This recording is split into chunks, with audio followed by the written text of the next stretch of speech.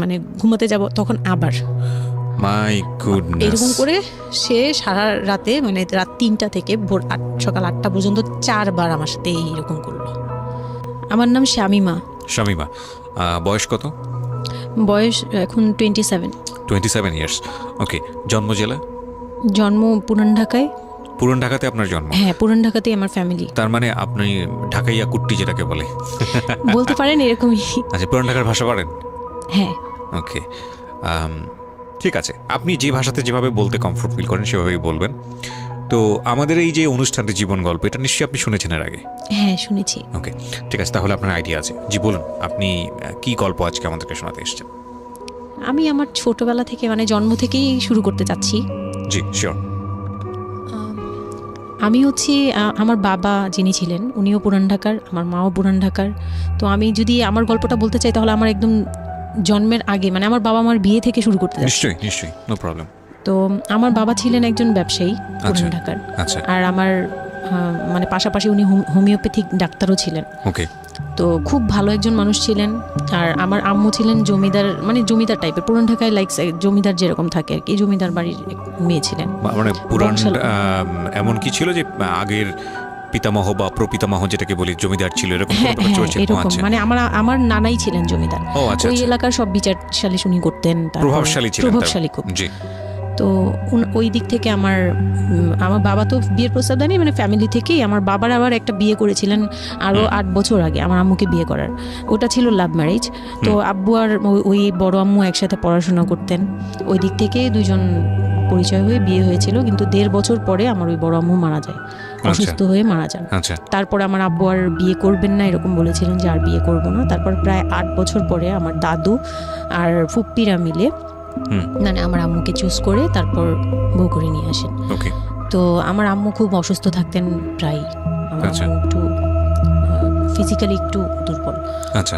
তো ওইখান থেকে আমার আম্মুর বিয়ের প্রায় 2-3 বছর পরে আমার একটা বোন হয়। সেই বোনটা মারা যায় 6 মাসের মাথায়। আমার বোনটা মারা যায়। বোনটা মারা যাওয়ার পরে আমার আরেকটা কথা আমি এখানে ভুলে গেছি, যে আমার যে ফার্স্ট মা ছিলেন মানে বড় মা, আমার আব্বুর যে রিলেশন ছিল, ওইখানে একটা মেয়ে হয়েছিল। ওই মেয়েটার প্রায় 6 মাসের মাথায় মানে পেট খারাপ করে অসুস্থ হয়ে মারা যায়। তো তার পরপরই আমার বড় মাও মারা যায়। তো ওইখানে হচ্ছে আমার ওই বাচ্চাটা ছিল মেয়ে বাচ্চা। হ্যাঁ, তো ওর পরে আমার আব্বু 8 বছর পর বিয়ে করে। তারপর আমার মার একটা মেয়ে হয়, ওই মেয়েটাও মানে ওই মেয়েটা হচ্ছে জন্মের সময় মারা যায়, আর ওই ফার্স্টেরটা হচ্ছে 6 মাস পর মারা যায়। তো এই মেয়েটা হচ্ছে জন্মের সময় মারা যায়। তারপর তার 5 বছর পর আমার ভাইয়া হয়, আমার ভাইয়া আসে। তারপর আমার আম্মুকে বলা হয়েছিল যে আপনার হয়তো অপারেশন করতে হবে, কারণ আপনি আর কনসেপ্ট করতে পারবেন না, খুব অসুস্থ ছিল আম্মু। 2টাই সিজার ছিল, তো ওই সময়টাতে আর কি সিজার বেশি করা যেত না, তাহলে রিস্ক মানে লাইফে একটা রিস্ক থাকে। তো ওই দিক থেকে আমার আম্মুকে বলা হয়েছিল যে আপনার হয়তো বা ইউট্রাসের অপারেশন করতে হবে। তো আমার আম্মু তখন বলেছিল যে না, আমার একটা মেয়ে দরকার, খুব অসুস্থ অবস্থায় বলেছিল আমার একটা মেয়ে দরকার, মানে আমার যদি একটা মেয়ে থাকতো খুব ভালো। হয়তো বা সৃষ্টিকর্তাই যাচ্ছিলেন যে একটা মেয়ে, মানে আমি যে আসবো এটা তো আর উনি জানতেন না, কিন্তু থাকে না যে অনেক সময় কিন্তু মিলে যায় এরকম। তো আমার আব্বু বলছিল যে মেয়ে হোক ছেলে হোক আরেকটা হলে ভালো হয়। তো ওইভাবে ট্রিটমেন্ট নিয়ে আমার প্রায় 2 বছর পরে আমি আমার আম্মুর মানে পেটে আসি। তারপর আমার জন্ম হওয়ার পরে আমরা ভালোই ছিলাম, আব্বুর বিজনেস ভালো ছিল। কিসের বিজনেস ছিল? ওনার হচ্ছে ইলেকট্রিক পার্টসের বিজনেস ছিল। তো ওখান থেকে আব্বুর মানে ভালো বিজনেস করতেন। পুরান ঢাকায় ছিলাম আমরা 4 জন, একটা ফ্ল্যাট নিয়েছিলাম। আব্বু বিজনেস করতো, আমি স্কুলে ভর্তি হলাম, ভাইয়া স্কুলে ভর্তি হলো। তো খুব ভালোভাবেই কাটছিল দিনকাল। তো একটা পর্যায়ে যে আমার যখন 10-11 বছর, তখন হচ্ছে আমার আব্বুর বিজনেসে একটু প্রবলেম হয়, একটু না ভালোই প্রবলেম হয়, মানে একজন খুব বড় ধরনের একটা লস সে ফেলে দেন। তো আমি এটা বলতে চাচ্ছি না। তো যাই হোক, খুব বড় একটা ট্র্যাজেডি, মানে আমার লাইফের সবচেয়ে বড় ধাক্কাটা আমি ওখানেই পাই, যে আমার আব্বু এরকম একটা পার্সন ছিল। আব্বু সবসময় বলতো যেটা, যে আমার এই মেয়েটা হচ্ছে, আমি দেখতে নাকি সেই প্রথম যে আব্বুর বেবিটা ছিল না মেয়েটা, যেটা 6 মাসের মাথায় মারা গেল। আব্বু তাকে খুব ভালোবাসতো। আমি নাকি দেখতে সেম ওরকম হয়েছি, শুধু আমি কালো, ওই মেয়েটা ফর্সা ছিল। তো আমি যখন জন্ম হই তখন আব্বু নাকি আমার ফেস দেখেই কান্না করে দেয় যে এটা আমার বড় মেয়েটা যে ছিল তার মতো হয়েছে। তার মানে ও সেই, মানে আব্বুর ধারণা ছিল যে সেই আসছে, এরকম কিছু। তা আব্বু আমাকে অনেক আদর করতো, মানে অন্য বাবারাও আদর করে সব মেয়েদেরই, কিন্তু আব্বুর ভালোবাসাটা কেন জানি একদম ডিফারেন্ট ছিল। অনেক বেশি ভালোবাসতেন, অনেক বলার মতো না। সারাক্ষণ টেক কেয়ার, সারাক্ষণ, রাত নাই দিন নাই, সব সময়। আমার রাতে খুব বদভ্যাস ছিল, আমি রাত জাগতাম প্রচুর। প্রতি রাতেই আব্বু আমাকে হেঁটে হেঁটে ঘুম পাড়াতো কোলে নিয়ে। প্রায় 10 বছর 11 বছর পর্যন্ত আব্বু আমাকে কোলে নিয়ে ঘুম পাড়াতো, অনেক আদর করতো। আর যখন যেটা, তখন তো ছোট ছিলাম, যখন যেটা বলতাম আব্বু এখন এটা লাগবে, রাত দিন তো বুঝতাম না, আব্বু ওই সময় বের হয়ে যেত, মানে খুঁজতে বের হয়ে যেত কোথায় পাই এটা। আমার মেয়ে বলছে। তো ভাইয়ার সাথে খুব একটা এরকম হয় নাই, আমার সাথে বেশি হতো। তো ভাইয়া এটা নিয়ে একটু জেলাসও করতো। আর সাধারণতই কিন্তু মানে ভাই বোনের মধ্যে এই এটা থাকে, তো আমাদের মধ্যেও এরকম ছিল। তো আব্বু যখন বিজনেস লস হলো তখন খুব বেশি, মানে আব্বু ভেঙে পড়লো। আমরাও মোটামুটি, আমি তো আর বুঝি না, কিন্তু আমি তখন বুঝতাম যে আমার কিছু একটা কমতে যাচ্ছে, মানে কমতি হচ্ছে আমার। কারণ সব কিছু চাওয়ার পরপরই পাওয়া আর একটু লেট করে পাওয়া, এগুলো নিয়ে একটু মেন্টালি এতে পড়ে গেলাম। তো আব্বু বুঝতে দিত না, শুধু আম্মুকে বলতো যে ওদের বুঝতে দিবে না।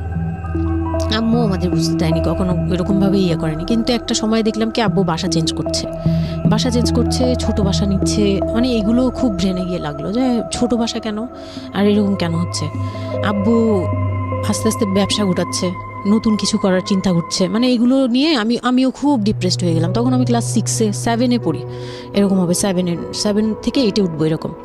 তো আব্বু সব কিছু গুটিয়ে চলে যাচ্ছিল ওনার এলাকায়, মানে দয়াগঞ্জের ওই সাইডে, মানে আমার দাদির এলাকা যে সাইডটা, ওই সাইডটাতে চলে যাচ্ছে। ওখানে চলে যাচ্ছে, বলছে আমি ওখানেই বিজনেস করবো, ওখানে একটু মানে রুম রেন্টও কম, আমি ওখানেই চলে যাব। আর আব্বুর যে ফ্ল্যাট একটা কিনেছিল, আব্বু এর মাঝখানে একটা ফ্ল্যাট কিনেছিল কিস্তিতে, তো ওইটাও সেল করে দেয়, সেল করে বিজনেসে ওইটাও ইনভেস্ট করে। এটা একটা বোকামি করে আমার আব্বু। যাই হোক, উনিও বুঝতে পারে নাই। তো ওখানে যাওয়ার পরে সেখান থেকে আব্বু আর কিছু করতেই পারলো না। আর আমাকে করলো কি, ওই সাইডটা একটু মানে রাফ এলাকা, তো যে এলাকায় আব্বুরা মানে ওখানে গেল একটু অন্য ধরনের, মানে একটু ইফটিজিং বেশি হয়, এইসব প্রবলেম ফেস করতে হয়। আর আব্বু তো আমাকে বাসা থেকে বের হতে দিত না, আর ওই সময় আমাকে বোরকা পরাতো। তখন 10-11 বছর বয়স, কিন্তু ওই সময় আমাকে বোরকা পরাতো। তো ওই দিক থেকে চিন্তা করেছে যে এখান থেকে স্কুল চেঞ্জ করতে হবে, 8-এ উঠে যাচ্ছে মেয়েটা, তো এখান থেকে স্কুল না চেঞ্জ করে ওর মামার বাসায় থাকুক, আমার ছোট মামার বাসায় আর কি। আমরা তো নানু বাড়ি তো আমার ওইখানেই, বংশাল সাইডে আর কি। তো ওইখানে আমার মামা বাসায় নানু বাড়িতে রেখে আমার আব্বু যায়, কিন্তু রাখতে চায় না প্রথমে। আমার আম্মু খুব রিকোয়েস্ট করে যে এখানে ভালো থাকবে। আর আমার মামা ওইখানকার, আবার নানার পরে আমার মামাই ওখানে মোটামুটি প্রভাবশালী, মানে নানার যে প্রভাবটা ওটা আমার মামা পেয়েছে, মানে ওখানে বিচার টিচার যা হয় সব মামা করে, এখনও করে। তো ছোটো মামার বাসায় গেলাম, মামি আমাকে খুব আদর করতেন, মামি আমাকে অনেক স্নেহ করেন, সত্যি কথা এখনও অনেক স্নেহ করেন, কিন্তু আমার যাওয়া হয় না, ওটা আমি পরে বলছি। তো ওখানে ছিলাম, মামার বাসায় গেলাম, খালার ছেলে, বড় ছেলে, হ্যাঁ, উনি হচ্ছে আমার মানে মামার বাসায় আসছে হঠাৎ করে।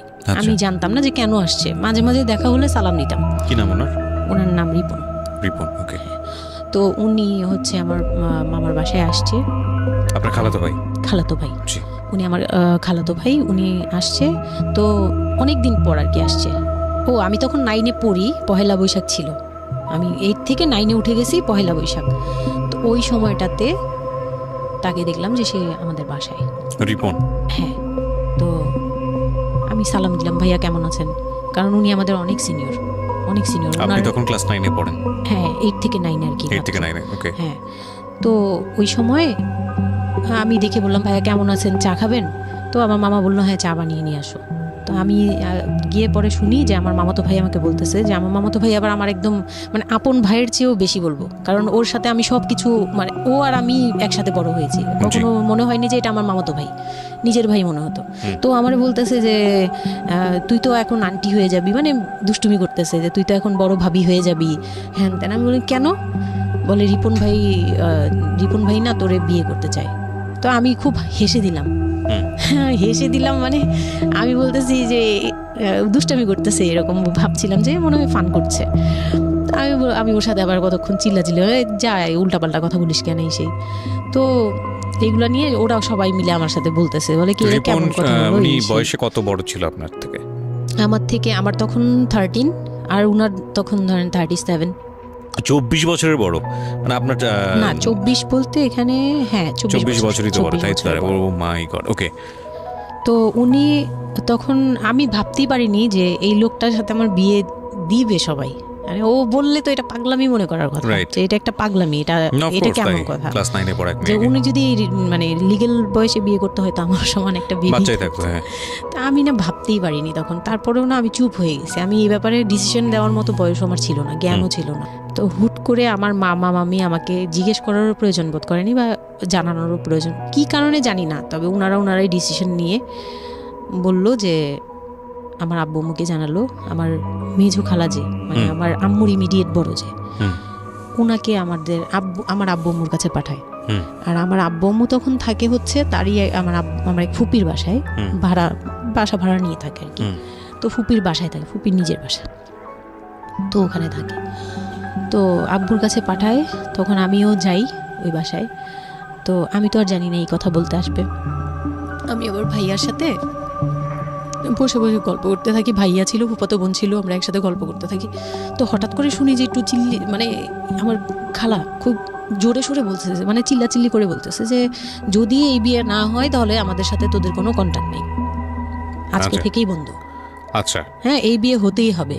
কেন হতে হবে? আমার আব্বু বলছে কেন হতে হবে, আমার মেয়ে তো অনেক ছোট, ও তো এই সংসারের ভার নিতে পারবে না, বলো ওগুলো আমরা দেখবো, ওরে আমরা বাচ্চার মতো পালবো।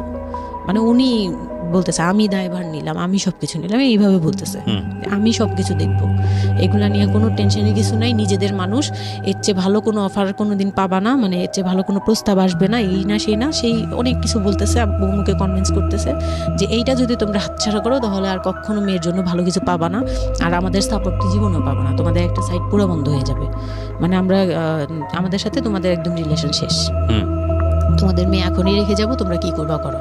তো আমার আব্বু ওই দিক থেকে একটু দুর্বল ছিল। পরে আমি এটা শুনে কান্না করে দিছি, মানে সাথে সাথে কান্না করে দিছি। তো আমার ভাইয়াও বুঝছে, আমাকে নিয়ে ছাদে চলে গেছে। আমার ফুফাতো বোন, ভাইয়ার এক খুব ক্লোজ ফ্রেন্ড ছিল, ছোটবেলার বন্ধু, সেও আমাকে খুব আদর করতো বোনের মতো, সেও গেল উপরে, বলতেছে আপু তুই কান্না করিস না, আমরা দেখতেছি কি করা যায়। তো আমার ভাইয়া বলতেছে বলে কি আমি ওরে নিয়ে কোথাও পালিয়ে যাই, আমার মনে হচ্ছে যে আমি ওকে নিয়ে এখন কোথাও পালিয়ে যাই। যে রিপন ভাই এটা কিভাবে এটা বলতে পারে যে বিয়ে করবে ওকে। তো আমি খুব কান্নাকাটি করছিলাম। আমার খালা চলে গেল, খালা চলে যাওয়ার পরে আমার ভাইয়া আব্বুকে যে কি বলছে জানি না, আব্বু আবার ছাদে আসছে, আমি কান্না করতেই আসি, মানে তখন কন্টিনিউ কান্না করতেছি। তো আমার আব্বু ছাদে এসে যেটা বললো, যে আমার আব্বু তখন বললো যে বলে আমি তোমাকে নিয়ে মানে বনে চলে যাব দরকার পড়লে, কিন্তু আমি ওর কাছে তোমাকে দিব। তো আমি দেখলাম যে আব্বু ফিজিক্যালি, মেন্টালি, আর্থিকভাবে সব দিক থেকে দুর্বল, এখন আমাকে নিয়ে যদি বের হয় সে পারবে না, এটুকু বুঝলাম, তার দ্বারা সম্ভব না এটা। পরে আমাকে বললো যে তুমি যদি রাজি থাকো তাহলে আমার কোনো আপত্তি না, আর যদি তুমি বলো যে না আব্বু আমি রাজি না, তুমি শুধু একবার বলো, তাহলে আমি তোমাকে নিয়ে বের হয়ে যাবো, আমরা বাবা মেয়ে কই থাকবো কেউ জানার দরকার নেই। আপনার মার কি ভূমিকা ছিল এই সময়? আমার মা তখন বলতেছে যে দিবে, আমার মা ইচ্ছা ছিল যে দিবে, কারণ আমার মা তখন এই জিনিসটা বুঝে না, মানে আমার মা এমনিতেও অনেক সহজ সরল, সত্যি কথা বলতে ওনার দোষ না এটা, সেইটা বুঝতো না যে এই যে ডিস্টেন্সে বিয়ে দিলে এই বিয়েগুলো টিকে না, বা 24 বছর বয়সের ডিফারেন্স, এগুলো নোট করবেন এবং খুব ইম্পর্টেন্ট, আসলে খুবই ইম্পর্টেন্ট, কারণ বয়সের গ্যাপটা না ঠিক আছে, কিছু কিছু মানুষের জীবনে যে ব্যতিক্রম ঘটে না তা কিন্তু না, কিন্তু এই ব্যতিক্রমটা যদি আমরা উদাহরণ হিসেবে নিয়ে সবার উপর চাপিয়ে দেওয়ার চেষ্টা করি তাহলে কিন্তু সেটা সম্ভব নয়। ঠিক আছে, একটু খেয়াল করবেন, 24 বছরের ডিফারেন্স হচ্ছে ও এবং ওর খালাতো ভাই রিপনের মধ্যে। ও যখন 13 বছর তখন ওর খালাতো ভাই হচ্ছে 37। So it's a huge gap. সাধারণত বলা হয়ে থাকে 4-5 বছরের গ্যাপ ইজ ওকে, কিন্তু এর থেকে বেশি না হওয়াটাই বেটার। সেক্ষেত্রে 24 বছর, কোথায় 4-5 বছর আর কোথায় 24 বছর। হ্যাঁ, দেন হচ্ছে ওই বিয়েটা মানে আপনি কি বললেন? এখন তো আমি সিদ্ধান্ত তখন- আসলে আপনার জায়গায় ছিল। সিদ্ধান্ত আমার জায়গায় বলতে আমি তখন 13 বছর বয়স, তো মানে আমি তখন প্রেমও করিনি একটাও। মানে একটা এজ থাকে কিন্তু সবকিছুরই। মানে তখন দেখতাম যে আশপাশে মানে যারা কলেজে পড়ে, আমার একটা টার্গেট ছিল যে আমিও একদিন কলেজে পড়বো, আমার অনেক ফ্রেন্ড সার্কেল থাকবে, হয়তো বা আমার ভালো একটা রিলেশন থাকবে বা বিয়ে হবে, এরকম সবারই একটা ইয়ে থাকে। কিন্তু ওই বয়সটাতে আমার ওইটুকু যাওয়ারও মানে ওই চিন্তাতে আমি যাইনি তখনও যে আমি একটা রিলেশন করব আর ওই জায়গায় বিয়ে। তো আমি আমার আব্বুকে মনে প্রাণে বিশ্বাস করতাম, তো আব্বুর উপরে ছেড়ে দিলাম। আব্বুকে আর ভাইয়াকে বললাম যে দুইজন সামনে ছিল, আমাকে বারবার জিজ্ঞেস করতেছে তুমি যদি ইয়েস বলো ইয়েস, তুমি যদি না বলো তাহলে আমি তোমাকে নিয়ে বেরিয়ে যাবো। আমার ভাইয়াও বলতেছে বলে আমিও আপনার সাথে যাবো। তো আমি দেখতেছি আব্বু এমনিতেই 1 থেকে 1.5 বছর বা 2 বছর ধরে এরকম সার্ভাইভ করতেছে, মানে নিজে যুদ্ধ করে পারতেছে না, কাজকর্ম সব কিছু বন্ধ হয়ে গেছে, মানে বিজনেস টিজনেস সব গুটিয়ে ফেলছে। তারপর উনি যে এখন নিজে চলবে ওইটাই চলতে পারতেছে না, মানে খুব কষ্ট হচ্ছে। আমাকে আমার মতো মানে আমাকে যেখানে উনি একটা রাত 24 ঘন্টা একবার হলো আমাকে দেখতে হতো, ওই জায়গায় আমার মামার বাসায় ফেলে রাখছে, প্রতিদিন হেঁটে যেত, দেখে আসতো, একবার হলেও দেখে আসতো, মানে এরকম কষ্টগুলো করছে। ওই দিক থেকে চিন্তা করে দেখলাম যে না, আমার আসলে ওনাকে প্রেশার দেওয়া উচিত না, ওনার উপর ছেড়ে দিই। তখন আর কি এটাই মাথায় কাজ করছে যে আব্বু আপনি যেটা বলবেন সেটাই। পরে তার 1 সপ্তাহের মধ্যে 14 এপ্রিল পয়লা বৈশাখ আর 23 তারিখে আমার এঙ্গেজমেন্ট হয়। এঙ্গেজমেন্ট হয়ে যায়? হ্যাঁ, ওই উনি একদম খুব তাড়াহুড়া করে যে এঙ্গেজমেন্ট হতে হবে, বিয়ে হতে হবে খুব শীঘ্রই, তো ওইভাবে এঙ্গেজমেন্ট হয়। মানে এঙ্গেজমেন্টের পরেও আমি একদম স্টপ, আমার মাথায় কিছুই, তখন আমি পুরোপুরি ব্ল্যাঙ্ক, মানে আমি যে নিজের থেকে কিছু বলবো কিছু করব আমার ভিতরে ওইগুলো আর কাজ করছিল না। স্কুলে যাইতাম, অনেক সময় যাই না, এরকম আর কি, যে যেতে ইচ্ছে করলে যাই, না ইচ্ছে করলে যাই না, এরকম হয়ে গেলাম। এঙ্গেজমেন্টের 3 মাস পরে বিয়ে হওয়ার কথা ছিল, কিন্তু ঘুরতে ঘুরতে 4 থেকে 5 মাস ইয়ে হলো। তো 2004-এ 4 থেকে 5 মাসের মধ্যে সে আমার সাথে অনেকবার দেখা করতে চাইছে, কেউ দেখা করতে দেয়নি, কারণ আমার ফ্যামিলি খুব রেস্ট্রিক্টেড ছিল এইসব ব্যাপারে, কেউ দেখা করতে দেয়নি। আর আমিও ভয় পেতাম, তো আমি খুবই ভয় পেতাম, ওনাকে অনেক ভয় পেতাম, সোজা কথা আমি ওনাকে খুব ভয় পেতাম। তো এর মাঝখানে এক ভাবি, আমার নানু বাড়িতে ছিলাম, তো মানে মামার বাড়ি, আমার মামার নিজের বিল্ডিং হচ্ছে একটা, আর নানু বাড়ি পুরোনোটা, যেটা পুরোনো বাড়ি, ওখানে তো আমার সব জয়েন্ট ফ্যামিলি, মানে আমার অন্য মামারা এবং মামাতো ভাইয়ের বউরা সবাই একসাথে থাকে। তো আমার এক মামাতো ভাইয়ের বউ তাকে খুব রিকোয়েস্ট করছে যে ভাবি আপনি ওকে একটু ডেকে দেন, কথা বলবো। তো আমার মামাতো ভাইয়ের বউ মনে করছে যে সে তো তাদের তো বিয়েই হচ্ছে, তো সমস্যা কি, ডেকে দিই। তো আমাকে আর বলে নেই। প্রথম একবার আমাকে বলছিল যে দেখা করে দিবে, তখন আমি বলছি না আমি যাবো না, আমি দেখা করবো না, আমার খুব ভয় লাগতো। তখন আমার বিয়ের মনে হয় 1.5-2 মাস আগের কথা এটা। তো আমার মামাতো ভাইয়ের বউ আমাকে ডাকছে যে কিছু একটা বলে, মানে জামা বানানো বা সামহাও এরকম কিছু একটা, অনেক বছর আগে, তো ভুলেও গেছি যে কি একটা কারণে আমাকে ডাকছে সে। তো আমি গেলাম, একদম মনের অজান্তেই গেলাম।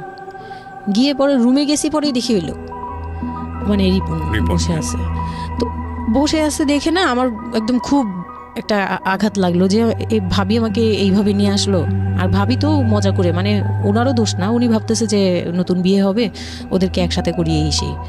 তো উনি বললো কি আচ্ছা তোরা বস, আমি চা নিয়ে আসি, এরকম বলে উঠে গেল না, আমার আরও ভয় লেগে গেছে। আর তখন আমি গিয়ে দেখতে পারলাম যে ওই লোকটার আচরণ খুবই খারাপ। মানে আমার কাছে তখন মনে হয়েছে যে কেন মনে হলো এটা, কেন মনে হলো, হুট করে ভাবি যখন গেল, সে সাথে সাথে আমার পাশে এসে বসছে এবং আমাকে মানে খুব মানে নোংরাভাবে টাচ করতেছে। তখন আমার বয়স খুব ছোট, তো স্বাভাবিক না এটা আমার কাছে ভালো না লাগার কথাই, কারণ আমি তাকে বড় ভাই জানি। এক্স্যাক্টলি, মানে কয়দিন আগেও তো সালাম কালাম দিয়ে দূরে থেকে কথাবার্তা বললাম, বড় ভাইয়া বলতাম, সবাই মানে তাকে বড় ভাইয়াটাকে, আমিও বড় ভাইয়া ডাকতাম ওই ইয়ে থেকে। আর সেই লোকটা এসে আমাকে মানে খুব অপ্রীতিকর ভাবে জড়িয়ে ধরতেছে, তারপর জড়াজড়ি করতেছে, মানে খুব ঘেন্না লেগে গেল। আমি খুব জোরাজোরি করে আমি বললাম আমি এখন চিল্লাচিল্লি করবো, মানে তখন আমার খুব খারাপ লাগতেছিল, তখন বললাম আমি চিল্লাচিল্লি করবো বলে আমি একটু জোরে বলছি। পরে উনি আমাকে ছেড়ে দিয়েছে, আমি এমন দূর দিয়েছি একবারে সরাসরি মানে মামার বাসায় চলে গেছে, আর আসিনি।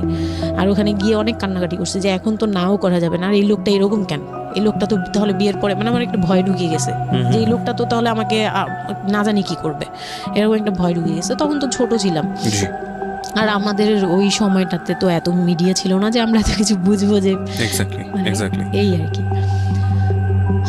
তো ওখানে তারপর 1.5 থেকে 2 মাস পরে বিয়ে হলো। এর মাঝখানে অনেকবার ফোন টোন করতো, এই করতো, আমি রেসপন্স করতাম না। তো বিয়ে যেদিন হলো,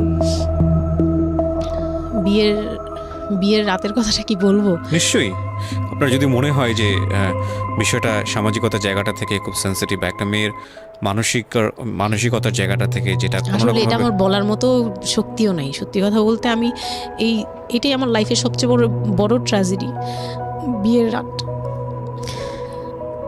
হয়তো আপনি খেয়াল করছেন কিনা জানি না, কিন্তু আপনি মাঝখানে বললেন যে আমি অ্যাফেয়ার করবো কিভাবে, আমার মন তো তখনই ভেঙে দিছে। আমার ভিতরে একটা ভয় কাজ করে।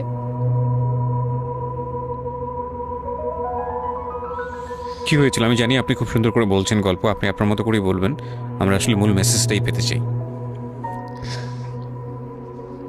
লোকটা হচ্ছে সামাজিকভাবে মানে সবার কাছে খুব ভালো, সবার কাছে ভালো বলতে মানে গলিতে বা এলাকায় কিছু করে না, সেই এলাকায় খুব ভালো, ব্যবসা করে, খুব সহজ সরলভাবে দোকানে যাচ্ছে, আসতেছে, খাচ্ছে, ঘুমাচ্ছে, নর্মাল। আমার সাথে যেদিন বিয়ে হলো সেদিন খুব বৃষ্টি। তো আমার তো ওই একদিনে আমার ভাবির রুমে, ওই দিনে আমি তার রূপ দেখে ফেলছি। তো তখন থেকে আমার তাকে দেখলে মানে গা শিউরে উঠতো, যে মনে হতো যে ভয়ঙ্কর একটা কিছু করবে। মানে মনে হতো, তখন আমি বুঝতাম না, সেক্সুয়াল লাইফটা বুঝতাম না যে সেক্স কি জিনিস, কিন্তু তখন একটা ভয় ঢুকে গেছে, খুব চাপা একটা ভয়। প্রথম কথা হচ্ছে যে আপনি একটা ছেলে এবং মেয়ের মধ্যে যে স্বাভাবিক সম্পর্কটা বিবাহ পরবর্তী, এটা সম্পর্কে আপনার কোনো আইডিয়া ছিল? আপনাকে কেউ বলেছে? এটা সম্পর্কে কোনো আইডিয়াই ছিল না, শুধু জানতাম যে কিছু একটা হয়, কিন্তু কি হয় সেটা আপনি জানতেন না। আপনাকে বিয়ের রাতে বা আগে পরেও কেউ কখনো কিছু বলে না? আমার বিয়ের আগে আমার এক ভাবি ছিল, মানে যেই ভাবির বাসায় গেছি সেই ভাবি না, আরেকটা ভাবি ছিল, উনারই বড় যা আর কি। তো ওই ভাবি আমাকে জাস্ট কানে কানে বলছে যে আজকে কিন্তু যাই হোক একদম চুপ থাকবি, আমাকে এইভাবে বলছে। শুধু এটা বলছে আজকে যাই হোক, আরো ভয়ানক কথা বলেছে, মানে এটা শুনলে তো আরো ভয় লাগে। যাই হোক কি হবে, বলে কিছু বুঝো না তুমি, হ্যাঁ কিছু এতই ছোট, কিছু বুঝো না, এইগুলি বলতেছে। মানে আপনার মনে আরো বেশি ভয় ঢুকে গিয়েছে। কোন ধরনের চিল্লাচিল্লি করবি না, চুপচাপ থাকবি, মানে জাস্ট হাসি মুখে এরকম করে বলছে। কিন্তু আমার কাছে একটু ভয় লাগছে তখন, যে এই লোকটা তো ওই সময় যদি এরকম মানে খপ করে জড়া ধরতে পারে, এই লোক কি করতে পারে, কি হতে পারে, মানে এই টাইপের একটা ভয় কাজ করছে তখন এই জিনিসগুলো বুঝতাম না, মানে ফিজিক্যাল রিলেশন বা এগুলি এই সম্পর্কে কিছুই জানতাম না। জানতাম যে কিছু একটা হয়, হাজব্যান্ড ওয়াইফে কিছু হয়, কিন্তু কি হয় এটা জানতাম না, এরকম ছিলাম। তো নর্মালি যখন বিয়েটা হলো, কমপ্লিট হলো, সে তো মানে কতক্ষণে রুমে যাবে এরকম। একটু পজ দিচ্ছি আমি এখানে, কারণ আমি জানি যে ম্যাক্সিমাম আমি গেস করছি এখানে, কারণ এখানে যারা শুনবে বা এই মুহূর্তে যারা শুনছে তাদের ইন্টেনশনটাকে আমি একটু ক্লিয়ার করতে চাই। সেটা হচ্ছে আমরা এটা বলি যে this is an entertaining show, but এই জীবন গল্প বলেন বা আমার লাস্ট 7-8 ইয়ার্সের ক্যারিয়ারে আমি রেডিওতে যে ধরনের প্রোগ্রাম করেছি, সোশ্যাল অ্যাওয়ারনেসের জায়গাটা থেকে এটা কী ধরনের ভূমিকা রেখেছি সেটা আপনারা আপনাদের জায়গা থেকেই ভালো মূল্যায়ন করতে পারবেন। বাট আমি একটু করজোরে আপনাদের কাছে একটা মিনতি করতে চাই, এই ঘটনাটাকে সিনেমা হিসেবে না দেখে, সিনেমার পর্দায় কিছু একটা ঘটতে যাচ্ছে এরকম একটা কিছু হিসেবে না দেখে, রেডিও হিসেবে না দেখে, একটু নিজের জায়গা থেকে চিন্তা করে দেখবেন, বা যদি বিষয়টা এরকম হয় একটা মানবিক জায়গা থেকে একটু চিন্তা করে দেখবেন। 24 বছরের গ্যাপ হাজব্যান্ড আর ওয়াইফের মধ্যে, 24 ইয়ার্স, 13 বছরের একটা মেয়ে, যে মেয়েটার জীবনে প্রেম বলতে কোনো কিছু আসেনি, শারীরিক সম্পর্ক কি সে বোঝেই না, এবং দ্বিতীয়ত যে বিষয়টা ইম্পর্টেন্ট, বয়ঃসন্ধিকালের একেবারে ইনিশিয়াল স্টেজে সে আছে, সে জানি না আসলে বিষয়গুলো কি। আর 37 বছর মানে হচ্ছে আমাদের পার্সপেক্টিভ থেকে, আমাদের সামাজিকতার জায়গা থেকে একটা ছেলে যখন একদম এই সমস্ত স্টেজ, প্রেম বলেন, শারীরিক সম্পর্ক বলেন, বা অন্যান্য যে বিষয়গুলো আছে সেগুলো বলেন, সেগুলো অতিক্রম করে মোটামুটি বৈষয়িক হয়ে গেছে। বৈষয়িক বলতে আমি যেটা বোঝাচ্ছি, এই জীবনে এসে দায়িত্ব ছাড়া অন্য কোনো কিছু থাকে না 37 কিংবা 40 বছরের পর থেকে, এরকম একটা স্টেজে আছে। তার মানে ওদের মধ্যে মেন্টাল ম্যাচিংয়ের কত বড় একটা গ্যাপ। সেই জায়গাটা থেকে ছেলেটা যদি মেয়েটাকে বুঝতে না চেষ্টা করে, বিশেষ করে ছেলের দায়িত্ব, কারণ যেহেতু সে সিনিয়র, যদি বুঝতে না চেষ্টা করে, তাহলে এটা কতটা অমানবিক এবং কতটা পাশবিক, কতটা ভয়ঙ্কর হতে পারে মেয়েটার জায়গাটা থেকে, এটা একটু চিন্তা করবেন। সো বিশেষ করে যারা বাসরাত বিষয়টাকে মাথায় রাখছেন, তাদেরকে আমি বলবো প্লিজ থিঙ্ক লাইক দিস। হ্যাঁ, এখানে একটু মানবিক হওয়া প্রয়োজন। এখানে যদি আমরা শুধু এন্টারটেনমেন্ট হিসেবে বিষয়টাকে নেই, তাহলে আমি আসলে যে কারণে এই বিষয়টা আনতে চাচ্ছি সেই মেসেজটা ক্লিয়ার হবে না। Okay, so please fill the story actually. তারপর বিয়ের দিন যেটা আর কি রাতের বেলা সবাই আমাকে নিয়ে আসলো বাড়িতে, মানে ওনাদের বাসায়। তো ওই বাসায় হচ্ছে একটা রুম, মানে প্রথম হচ্ছে বাসায় ঢুকেই কোনো বারান্দা টারান্দা কিছু নেই, শুধু রুম আর সিঁড়ি, সিঁড়ি ঘর। মানে পুরান ঢাকার বাসাগুলো একটু বেশি ইয়ে হয়তো, খুব ছোট ছোট হয়তো, ঘিঞ্জি টাইপের হয়। আমি একসময় জিএসআরসিতে কাজ করতাম, আমার ফার্স্ট জব ছিল ওটা, আমি সার্ভে করেছিলাম পুরান ঢাকায়। সেটাই আমার প্রথম পুরান ঢাকায় যাওয়া, এবং আমার কাছে মনে হয়েছিল যে আমি কোথায় এসেছি। অনেক ঘিঞ্জি ভাইয়া, এখন নাই। পুরান ঢাকা নিয়ে অনেকেই অনেক কিছু বলেন, কারণ ঢাকায় যারা, তাদের কাছে পুরান ঢাকাটা একটা নস্টালজিক জায়গা। আমি তো আর ঢাকায় বড় হইনি, সো আমার কাছে ঢাকা, আমি যখন ঢাকায় প্রথম পাড়া দিয়ে যখন পাবলিক বাসে উঠেছিলাম, তখন আমার কাছে মনে হচ্ছে আল্লাহ আমি কোথায় আসলাম, এই জায়গায় আমি কেন আসলাম। তো নর্মালি হচ্ছে ঢাকা এরকম। তারপরে যখন পুরান ঢাকায় গেলাম, পুরান ঢাকার সাথে আমার ওই ধরনের অ্যাটাচমেন্ট কখনোই ছিল না, অনেক বেশি, অনেক ঘিঞ্জি। আমার মনে আছে চকবাজারের যেই চকবাজার নামে একটা যে জায়গা আছে, ওখানে চুরি পট্টি বা কি যেন একটা আছে না, যে মেয়েদের কসমেটিক্স বিক্রি করে, ম্যাক্সিমাম হচ্ছে নকল, আমি জানি না এখন কিরকম আছে। তো আমি জীবনে কোনোদিন দেখি নাই যে একটা মানুষ আরেকটা মানুষকে গলি দিয়ে ক্রস করতে পারে। এবং ইন্টারেস্টিং বিষয় হচ্ছে, এখানে তো মেয়েরা ঢোকেই না, এবং ওর ঢোকার পরে ওপরে ছাদ, মানে এমন ভাবে বিল্ডিংটা, অনেকগুলো বিল্ডিং মিলে ওই এলাকাটা, ওখানে ধাক্কা লাগবে, মানে এরকম একটা অবস্থা যে একজন আরেকজনকে ক্রস করতে খুব ভয়ানক, মানে রীতিমতো ভয়ানক অবস্থা। আর আমি সার্ভে করেছিলাম, যেহেতু আমি বিল্ডিংগুলো সার্ভে করতাম, মানে অনেক, আমি একদম ইউনিভার্সিটিতে অনার্স দিয়ে, না অনার্সের থার্ড ইয়ার বা সেকেন্ড ইয়ারে থাকা অবস্থার ঘটনা এটা, আমি সার্ভে করেছিলাম বিল্ডিংগুলো। তো সেই সময় ওই সময়টাতে আমার একটু জানা হয়েছে আর কি। তো আসলে ভয়ানক রকমের ঘিঞ্জি। হ্যাঁ, তো বলুন যেটা বলছিলেন। তো যেটা বলছিলাম যে ওই রাতে ওই একটা রুম, এরকম রুমের উপরে রুম, তার উপরে রুম, মানে সিঁড়ি রুম, সিঁড়ি রুম এরকম। আর প্রথম যে রুমটা, মানে নিচতলায় যে রুমটা ছিল, সেই নিচতলা রুমের সিঁড়ির নিচে ছিল চুলা আর বাথরুম, সিঁড়ি কর্নারে।